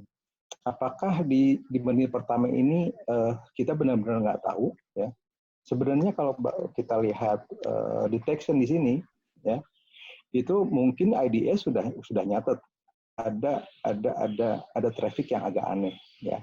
Cuma masalahnya di IDS, IPS dan lain-lain ini warning itu terlalu banyak Pak, alert itu biasanya ribuan gitu. Ya, nah itu salah satu yang mungkin harus diperdalam lagi adalah kriteria apa saja yang kita harus menjadikan itu priority untuk dilakukan, ditengok lah istilahnya. Ya, jadi itu kenapa kejadian yang misalkan blown up di media dan lain-lain itu mungkin ya memang diabaikan, bukan berarti tidak terdetek Pak. Ya, jadi admin itu biasanya harus memilih dari sekian ribu alert mana yang mau ditindaklanjuti. Nah, yang kalau kejadian gini, attacker mungkin sudah mulainya sekian bulan yang lalu, betul kata Pak Umar tadi. Nah, jadi intinya dari alert sampai kita analisa itu jauh. Nah, untuk di sisi forensik sendiri, intinya prosesnya ada 4 lah Pak ya, kita bagaimana mengkolek data, bagaimana mengamankan data, kemudian analisa. Nah, jadi kalau ranahnya security, kita bisa melakukan analisa itu secara remote sebenarnya. Jadi kalau kita ada target nih, ada indikasinya dia misalkan terkena serangan. Nah, kita bisa deploy servlet atau memang sudah terdeploy di sana duluan. Kita tarik datanya, kita bisa melakukan snapshot namanya. Ya. Nah, jadi kita melakukan scanning mesin di sana, kita scan mesin-mesin yang terindikasi gitu ya. Nah, secara real time, secara remote kita bisa lakukan dari rumah, atau dari workstation yang ada di server gitu ya, kita remote ke sana. Nah, kita sudah bisa lihat Pak dari sana. Yang ini harus dilakukan sebelum containment mungkin dilakukan ya, karena kita perlu tahu dulu si serangan itu dia melakukan apa. Jadi sebelum kita matikan, sebelum kita akuisisi, ini proses ini harus dilakukan. Kenapa harus dilakukan? Karena ini ada di memori dari server, di RAM. Kalau kita matikan, kita kehilangan jejak Pak. Ya, jadi data-data yang aktiviti dari malware atau apapun ya yang sudah masuk ke server itu pasti dia berkomunikasi melalui internet juga. Nah kita sudah di sini sudah bisa lihat nih, ini dia local port berapa, dia connect ke remote port berapa dan seterusnya. Ya. Dan yang menjalankan aplikasi apa? Ya, ini sebenarnya ada tahap lagi kita bisa tahu ini filenya yang dieksekut file yang mana, di mana dan seterusnya. Ya, dan seterusnya dan ini hal yang penting dilakukan sebelum kita melakukan akuisisi secara fisik. Yes. Karena akuisisi secara fisik biasanya kita harus matikan dan data yang di RAM itu kita tidak bisa tahu lagi sebenarnya serangan ini dilakukan dari port apa, aplikasi apa, dan dia connect ke server mana. Nah, ini kita bisa lihat sebenarnya dari sini. Ya. Kalau bapak-bapak ya, saya udah tahu umurnya gitu ya. Kalau lihat port 5112 gitu ya, 611 sekian, udah tahu lah Pak ya, di port apa gitu ya. Ring the bell nggak Pak nih Pak? Nggak tahu Pak. Yang suka pakai MERC dulu ya. Ya, ini port MERC, jadi dia nyaru sebagai aplikasi server MERC dan seterusnya. Nah, kemudian kalau kita sudah bisa identifikasi aplikasi mana yang istilahnya yang menjadi agent di serangan di server itu, kita bisa lakukan remediation. Jadi kita bisa temukan filenya, kita remediate, kita kill dia, kemudian kita arsipkan filenya secara otomatis, kemudian sambil kita hash juga si filenya. Jadi proses ini biasanya harus kita lakukan sebelum kita melakukan containment secara fisik atau melakukan imaging ya dari server. Setelah itu nanti mau direstore lagi silakan. Nah, proses dari biasanya yang lalai itu bukan lalai ya, mungkin karena faktor panik sih Pak, rata-rata. Begitu ada serangan itu pasti langsung melakukan restore karena yang dikejar adalah running lagi. Atau mungkin dia tidak punya backup seperti tadi kata Pak Digdo ya. Yang idealnya itu kan ada backup yang dua-duanya running sebenarnya. Yang orang harus lihat mungkin server A-nya terus, tapi si server B ini harus bisa di switch ya, switch ketika hal-hal ini terjadi gitu. Mungkin itu aja sih Pak. Jadi ketika apa yang harus dilakukan sebelum ya biasanya kita kehilangan evidence yang paling berharga dari server itu, dari target serangan itu adalah dari sisi RAM-nya. Ya, karena pertama di shutdown, kemudian di restore, udah hilang itu. Kita nggak bisa apa-apa. Ya. Beberapa kali kita bantu customer yang kena serangan, yaitu sudah di restore gitu. Jadi ada gap antara titik dia restore dengan pertama dia jalan lagi. Itu kita udah nggak bisa ngasih saran apa-apa, kita udah nggak bisa ngasih kesimpulan apa yang terjadi gitu, karena yang kita indikasikan ke kita itu benar-benar file image dari VM atau apapun yang hasil restoran.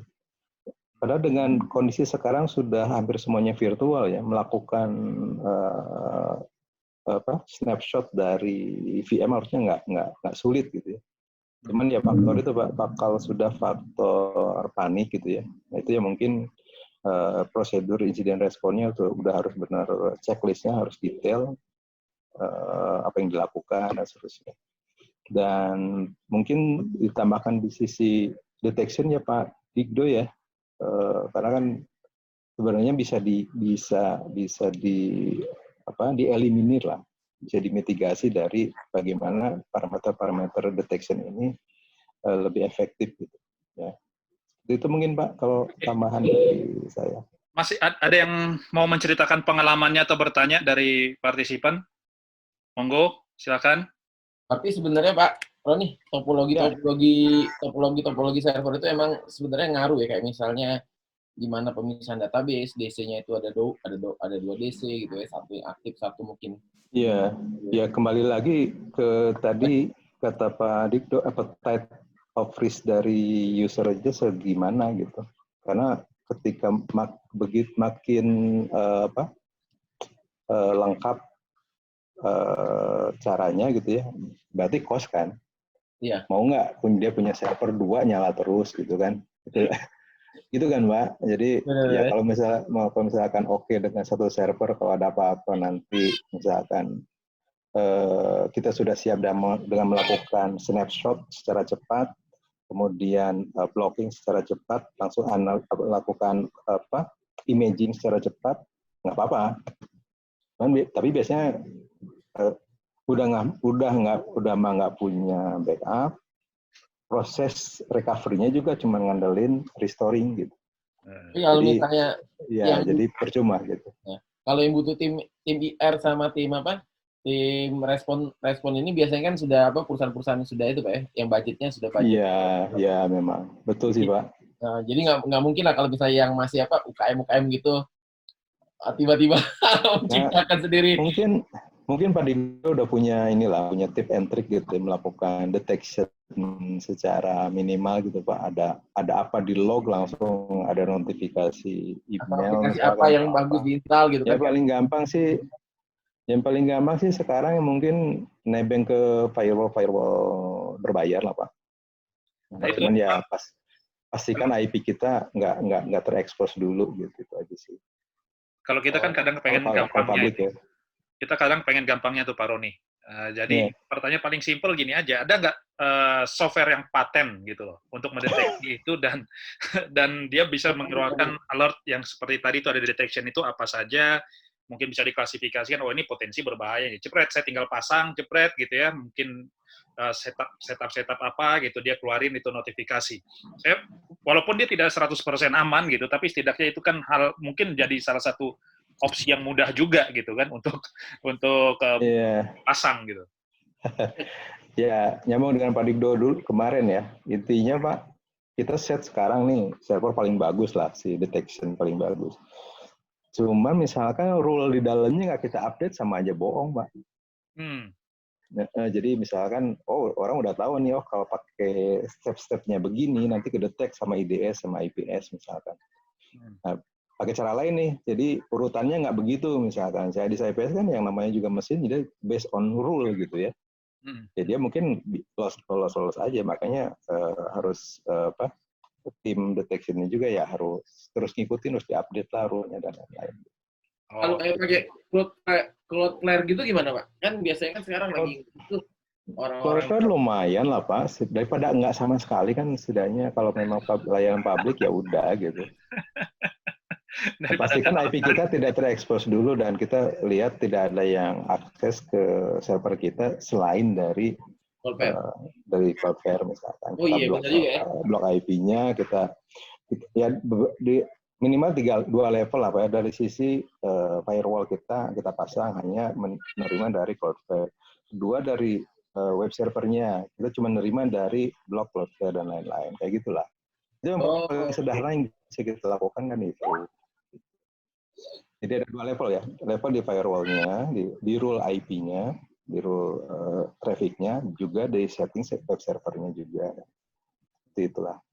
Itu yang paling mudah mungkin dari setidaknya nggak bisa ngakses dulu gitu kan.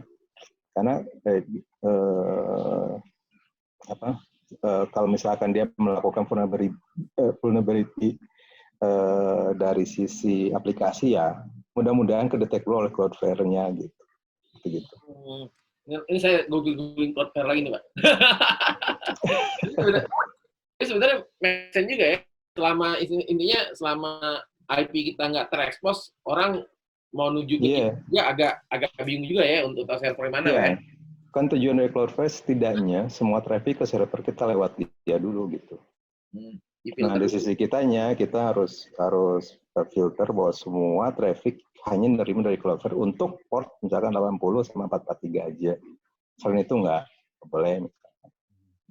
Berarti kalau zaman sekarang ini yang agak lebih berbahaya emang dari internal kayak tadi yang Pak Pringo bilang tadi. Iya, Pak. Itu yang kemarin saya sampaikan bahwa sebenarnya kalau istilahnya kalau nabrak gerbang depan gitu ya, itu kan di sana senjata udah, tentara udah ada di depan gitu Pak ya, penjaga hansip udah ada di sana gitu kan. Lewat depan itu susah banget gitu. Yang kalau bisa kan ada orang masuk ke dalam, kita titipin apa di dalam, yang nanti ngaktifin kita connect ke dia gitu. Itu yang paling mudah. Itu jadi ya mungkin adminnya lah gitu ya, yang lalai atau apa dan seterusnya. Mungkin itu sih Pak dari tambahan dari saya. Siap-siap, Pak. Silakan Pak Dikdo, Pak Umar, silakan. Ya, untuk yang teman-teman, kalau misalnya ada yang bertanya, silakan melakukan pertanyaan, karena sebenarnya saya sudah ngelis juga nih, kayaknya ada beberapa pertanyaan lagi. Iya, maksudnya. Kita sampai jam 3 ya. Tadi Ya, Pak Roni kan tadi kan ada insiden responsnya itu kan ya. Nah kan artinya insiden respon itu bisa yang direncanakan itu bisa gagal total ketika terjadi insiden, orangnya panik gitu. Oh ya. Bisa hancur habis gitu. Sehingga mungkin itu nampaknya umum ya Pak Dikdo, saya nggak tahu nih dengan Pak Dikdo yang sering termasuk ini. Disaster recovery plan kan juga begitu. Itu kan? natural banget manusia lah Pak ya. Bayangin di admin udah ramai di media, bos nelpon, udah semua nelpon. Kayaknya iya, step checklist itu mungkin udah dilewat aja. Yang penting gimana caranya up lagi gitu kan. Layanan nggak boleh. Ujung-ujungnya kan duit juga Pak. Ya, bahkan yang terkait insiden yang sifatnya non teknis pun kan bisa membuat orang jadi panik pula gitu. Nah kalau di RP itu, di disaster recovery plan itu kan salah satu cara untuk menekan kemungkinan itu ya sering-sering dilatih, pelatihan. Kayak kita kalau di Jakarta kan sering, ini pelatihan ada kebakaran, turun gitu. Nah, itu kan untuk melatih supaya nggak panik gitu. Nah ini juga mungkin di tim insiden respon ini juga perlu dilatih, plan itu perlu dites gitu. Ketika ada yang ini, terus bisa gimana meresponnya sehingga kalau kejadian beneran nggak terlalu panik, walaupun masih natural. Pak Dikdo ada layanan gitunya nggak Pak? Misalkan dengan usernya, dengan owner misalkan melatih gitu. Nyerang beneran, bikin down, gimana respon dari si skenario. Kalau simulasi belum ada sih Pak. Belum ya? Ya belum ada. Yang benerannya ada. Itu benerannya memang beneran kita. Kalau simulasi nggak ada. Ada kejadian. Tindakan tuh ada billing. Pernah kejadian ini salah satu startup juga ya, e-commerce ya. Jadi ikut program kita, Bug Bounty program, public artinya semua bug hunter bisa melakukan serangan di situ. Nah itu belum sampai 1 hari itu udah ditutup programnya karena banyak banget temuannya dan mengganggu operasional kan, SQL injection lah, information disclosure segala macam. Tolong dong ditutup segera dong gitu ya. Karena banyak banget temuannya. Itu sih. Itu ditutup program berarti harus di-announce semua ke bug hunter-nya semua. Mas. Ya, bug hunter nanti otomatis akan tahu kok, Dikabarin. karena ada di dashboard-nya udah tutup programnya gitu. Berhenti semua gitu ya. Iya. Kalau semua lewat jalur ini, lewat jalur lain. Bounty hunter itu Pak, mungkin kalau mereka tahu ya, kita masuk ada bounty hunter. Ada nggak sih bounty hunter tetap naruh Pak di server tetangga? Gimana? Putus-putus. Jadi kan nge-bounty hunter nih. Saya ngomong layanan aja ya. Itu mungkin nggak sih Pak dari bounty hunter itu, terus bounty hunternya tuh tetap naruh backdoor di belakang di tempat servernya itu? Belum tahu ya. Saya belum dapat kejadian itu, tapi saya nggak tahu dari sisi bug hunternya sendiri udah naruh backdoor atau belum. Tapi kebanyakan yang kita lakukan bug bounty program itu private ya. Jadi nggak public. Ya, private itu teman-teman bug hunter yang sudah kita kenal, sudah ketemu gitu ya, sudah kenal baik gitu, kita undang mereka untuk testing di situ. Dan kita kasih tahu aturannya apa aja gitu. Dan mereka tata keramanya ya. Betul. Gitu. Etika lah Pak itu ya. Ya. Hati manusia tidak ada yang tahu. Walah. Ya, tapi sejauh itu meskipun sudah tanda tangan NDA segala macam kan, tapi kan ujung-ujungnya kalau dia nanam backdoor kan nggak tahu kan. Tahu. Kita nggak bisa kontrol sampai situ. Oke, gitu. Pada intinya kembali lagi ya, plug and pray. Wah, ini benar ini kayak kita harus tetap lakukannya ini. Iya. Tapi yang betul, incident response itu penting banget gitu. Karena saya sendiri pernah dulu, ini pengalaman aja, saya sendiri dulu tidak disengaja punya akun admin, gara-gara nulis komen dan nekan satu tombol itu, semua data itu hilang semua. Gitu. Itu bukan cuma database yang hilang, gitu. Tapi itu semua physically, file dari ujung sampai ujung, fisik, itu hilang semua, jebret. Backup nggak ada. Wah, zaman-zaman masih cupu lah dulu. Backup nggak ada, segala macam. Paniknya minta ampun kan, paniknya minta ampun. Dan itu memang sangat penting kita punya incident response. Nah, permasalahannya itu adalah kadang-kadang kita itu hanya baru tahu respons apa ketika kejadiannya itu apa. Artinya kita baru mau mempersiapkan respons ketika ada kejadian, gitu. Nah, respons ini sebenarnya disiapkan itu sejak kapan sih sebenarnya? Apakah begitu perusahaan itu berdiri? Apakah nanti tunggu ada kejadian baru kita ada responsnya, bikin responsnya itu seperti apa? Mungkin dari Pak Umar mungkin. Ya, sebenarnya balik lagi ke apa namanya, risk yang bisa diterima tadi, risk appetite dari perusahaan itu ya.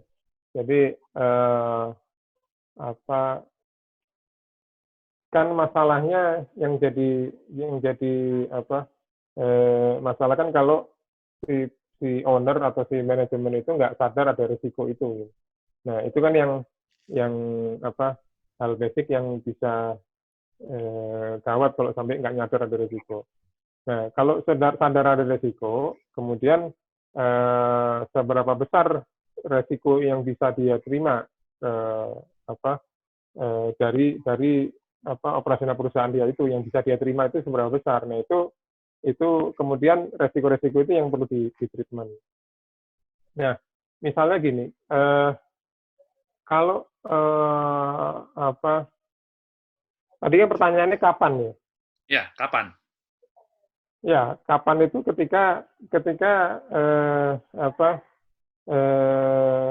resiko apa perusahaan pada ada satu titik ketika si perusahaan itu nggak bisa lagi menerima kalau terjadi resiko itu. Jadi misalnya tadi kan kalau apa tadi disampaikan istilahnya Pak Dikto itu ada RPO, ada RPO ya, recovery point objective sama recovery time objective.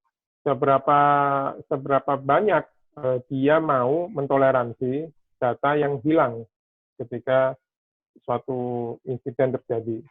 Nah, ketika dia mau, oke deh, seberapa banyak itu juga ukurannya waktu juga. Artinya kalau satu rata-rata transaksi misalnya e-commerce ya misalnya, satu menit itu ada 100 transaksi misalnya, nah dia nggak mau misalnya kehilangan 200 transaksi, berarti maksimal 2 menit. Apa namanya sistem itu boleh down. Nah, gimana caranya 2 menit itu bisa di bawah itu? Nah, itu yang perlu disusun langkah-langkahnya kan.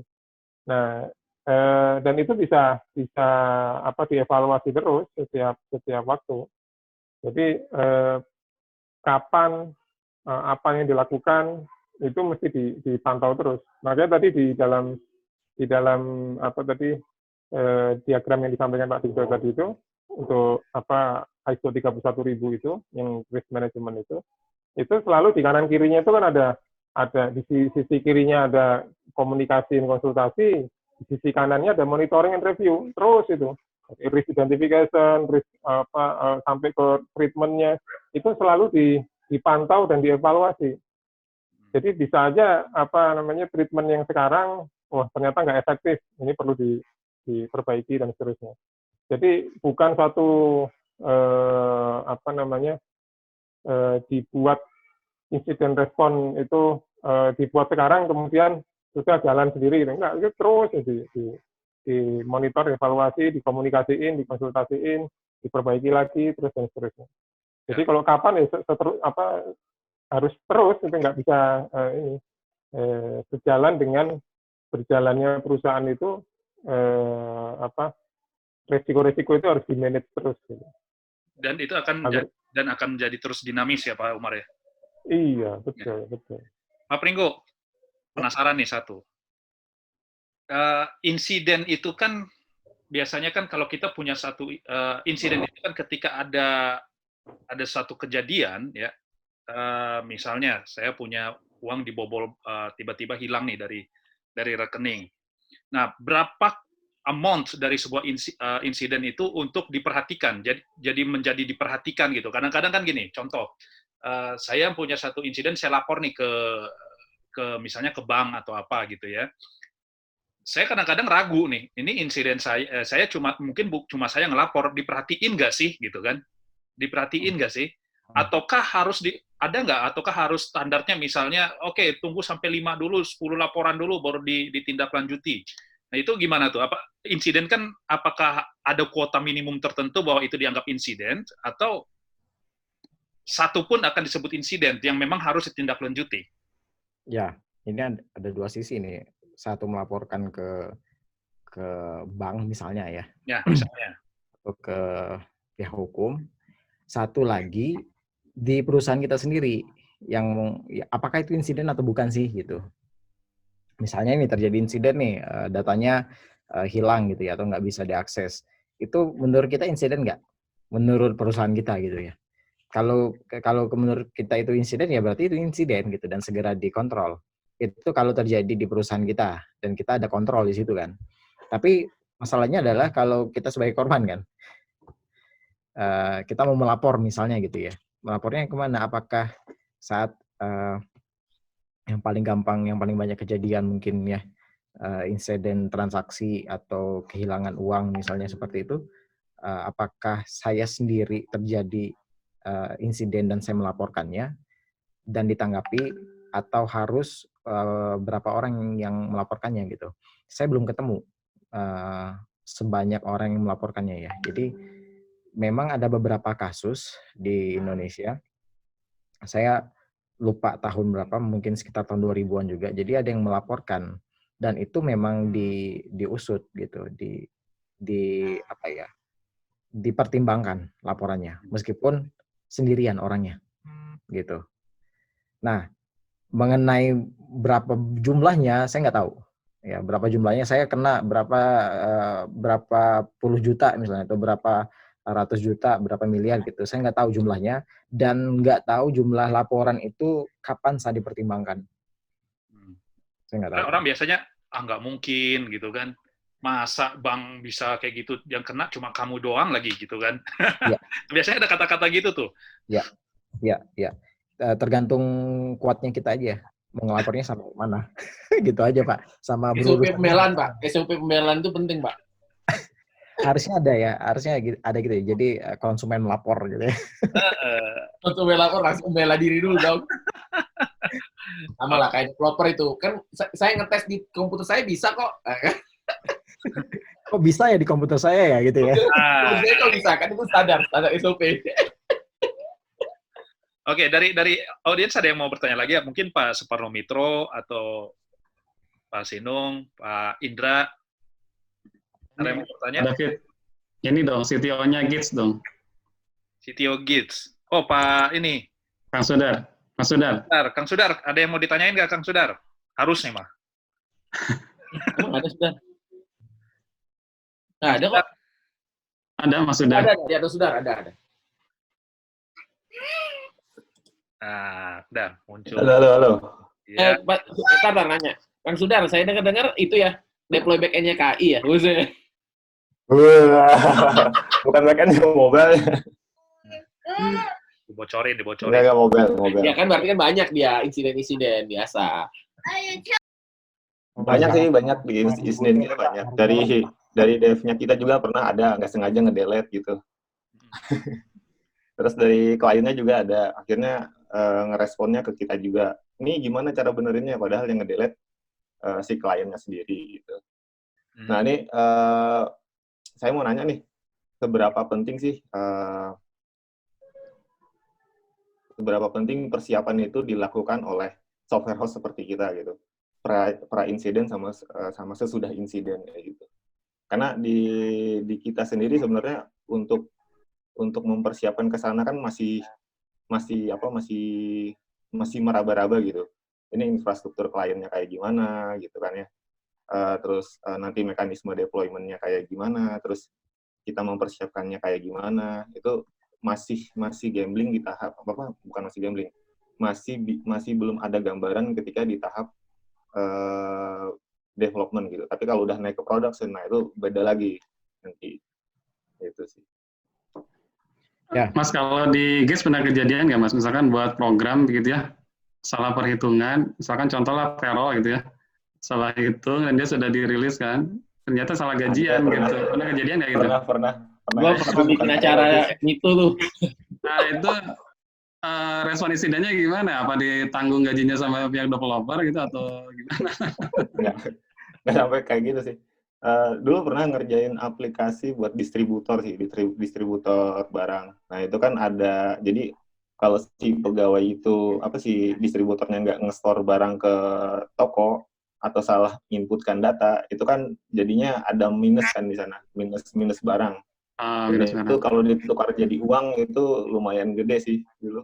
Cuman, alhamdulillahnya itu nggak lama gitu, ketahuannya tuh bentar, jadi insiden ruginya kecil sih. Jadi habis itu langsung di stop servernya, dimatiin dulu, di fixing bug-nya baru langsung jalan lagi. Nah, itu tanggung jawab siapa tuh, Mas? Developer atau ditanggung sama klien aja? Karena masih sedikit, jadi tanggungan klien sih. Kalau udah gede mungkin kita jadi kena juga sih sebenarnya. Iya. Serem-serem juga.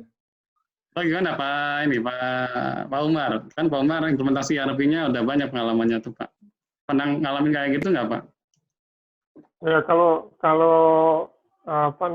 insiden respon tentu itu bagian dari, bukan tanggung jawabnya developer ya mestinya ya. Tapi itu kan bagian dari tata kelola si organisasi yang mengimplementasikan sistem kita.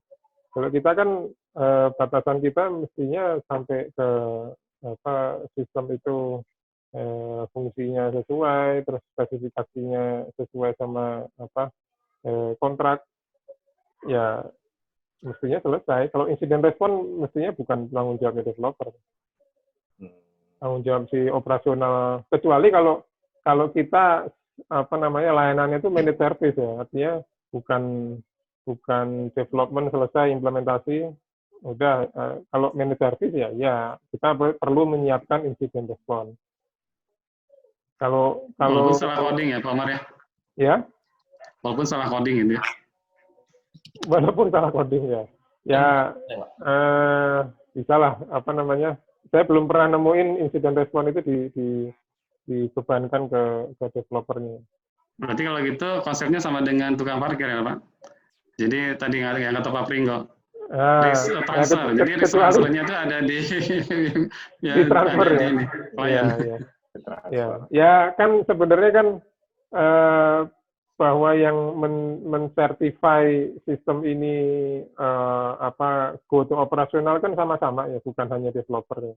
Tapi juga dari user, dari manajemen, oke, ini sistem ini layak, sudah diuji segala macam. Artinya kan ada permasalahan di pengujian itu kan sebenarnya ya bukan hanya gitu, bukan hanya developernya, tapi juga pihak kliennya juga. Kalau gitu saya nggak mau jadi developer, Pak Sis. Iya. Kecuali dibayarnya mahal banget gitu kontraknya, tapi kalau ada masalah, nah itu bisa aja. Oh enggak, Pak. Kan developer kan semakin kecil harganya kan itu, Pak. Klien semakin bahagia. Kan begitu konsepnya, Pak. Ini udah nasib kena ini, kena tawar melulu nih.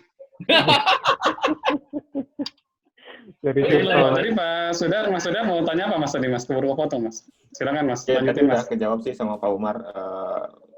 Seberapa penting insiden itu disiapkan sama developer gitu. Tadi kan sebenarnya bukan dari developer kan jadinya. Ya, umumnya bukan lingkupnya developer itu. Kalau pengalaman sih pernah sih yang kayak gitu, yang ada insiden-insiden kayak gitu. Tapi pada dasarnya kalau andai kata, makanya kalau pengalaman saya sih, as long as ada UIT, as long as ada tantangan, aman, insya Allah. Oke. Biasanya yang tanya dulu vendornya. Nah, Pak Mar tadi menyambung yang tadi, saya nggak buru ada hal yang harus dikerjakan mengenai internal perusahaan, Pak. Apakah untuk mencegahnya itu dibubuhkan kontrak yang agak restrik ke karyawan gitu, Pak? Misalkan ketika terjadi kebocoran data, maka akan didenda 100 miliar misalkan gitu, Pak. Sehingga kan karyawan juga jadi mikir-mikir tuh. Iya. Apa bisa begitu atau enggak, Pak? Itu bisa jadi salah satu kontrol ya. Bisa jadi salah satu kontrol untuk mitigasi bocornya data internal perusahaan. Walaupun kalau benar-benar kejadian belum tentu juga kita mau ini kan menerapkan itu. Tapi itu bisa jadi kontrol juga Pak, kontrak. Kontrak ya. Dan apakah kontraknya itu ada dokumen yang ditahan oleh perusahaan, misalnya ijazah atau apa kan biasanya. Ya, dari sisi forensik Pak, untuk terkait kontrak ya, itu kita selalu menyarankan ke peserta institusi atau siapapun, setidaknya ada kontrak terkait forensik forensik device digital dari karyawan jika ada indikasi fraud misalkan atau indikasi data leak dan lain-lain.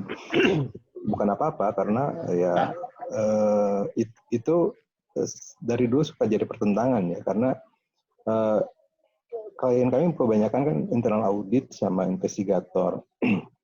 Investigator nggak masalah karena dia bergerak setelah ada surat penyidikan gitu ya, secara hukum dia bisa nyita gitu. Tapi kalau auditor, internal auditor, begitu misalkan ada indikasi fraud, ada indikasi kebocoran data, yang melakukan misalkan si A misalkan, kalau kita mengakuisisi, menganalisa forensik dari komputer perusahaan nggak masalah. Tapi kalau handphone gimana gitu? Nah itu biasanya itu jadi perdebatan. Ini kan handphone saya, ini privacy dan lain-lain. Nah, makanya kita selalu sarankan untuk setidaknya dalam kontrak ada klausul untuk melakukan bahwa jika ada indikasi bla bla bla bla, kita bisa melakukan analisa forensik dari device yang digunakan yang bersangkutan, dan itu dibawa ke kantor atau mengakses jaringan dari kantor gitu. Kalau misalkan menolak ya sudah, berarti tidak juga. Apakah hal itu bisa dilakukan? Oke.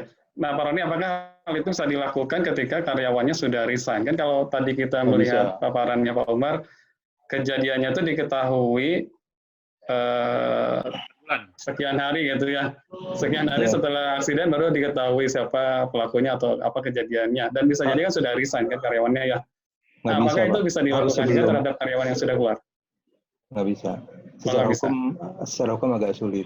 Jadi kita selalu menyarankan sepulang dari sini pelatihan ya tolong direview, dibicarakan dengan pimpinan gitu masalah klausul di kontrak terkait kewenangan internal audit untuk melakukan analisa forensik.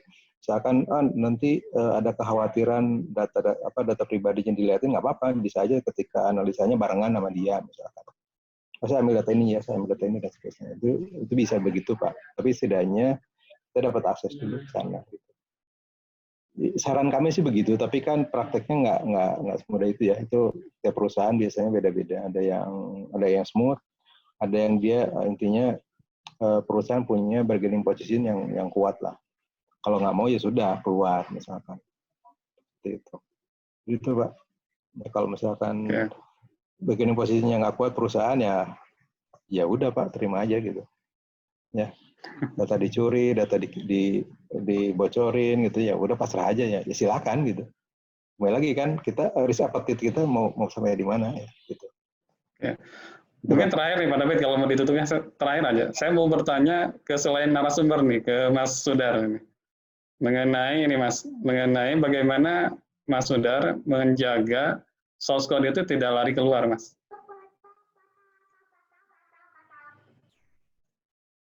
Halo.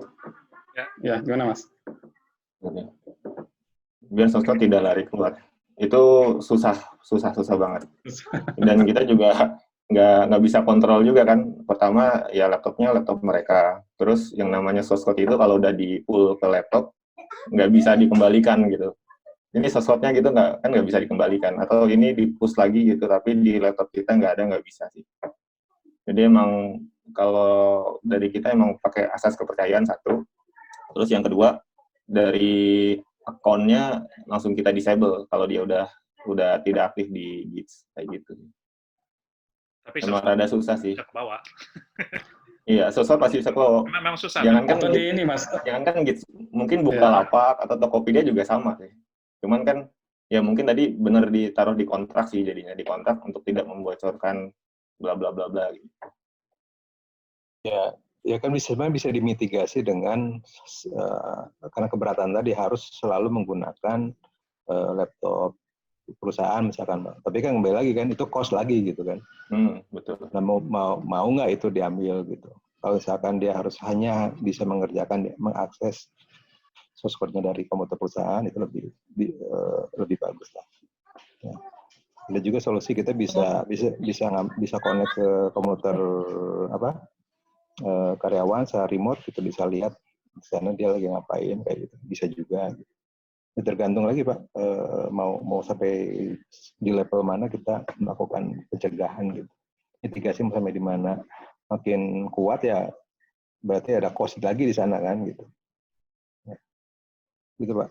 Kalau saya pribadi sih kontraknya ada 2 Pak Roni. Jadi kontrak saya sebelum jadi karyawan ketika join ya, itu juga disodorin kontrak mengenai kerahasiaan data source code itu Mas Sudar. Dan ketika resign, saya seguin lagi kontrak lagi, bukan kontrak ya, seolah-olah surat kesepakatan lah begitu yang menyatakan bahwa source code-nya tidak akan diambil oleh kepentingan pribadi, dan termasuk data-data klien juga tidak boleh disebarluaskan. Kalau saya sih begitu, penjagaannya begitu ya. Ya setidaknya ikhtiar dulu kan Pak. Ya betul. Baru berdoa Pak. Jadi kalau dari kata Pak Pinggo di patch dan pray gitu. Jadi ikhtiar, betul. Oke, mungkin ini juga karena sudah jam 3 ya Pak Sis, Kang Agus. Kita mungkin harus menutupi acara ini. Saya ingin mengucapkan terima kasih banyak kepada Pak Pringgo, Pak Umar dan juga Pak Roni untuk kesediaan waktunya untuk pada hari ini, sore hari ini. Juga ke Kang Agus yang udah nemenin saya, dan juga tim Citkom lainnya, ada Pak Sis dan juga Pak Andri. Pak Andri baru hadir nih.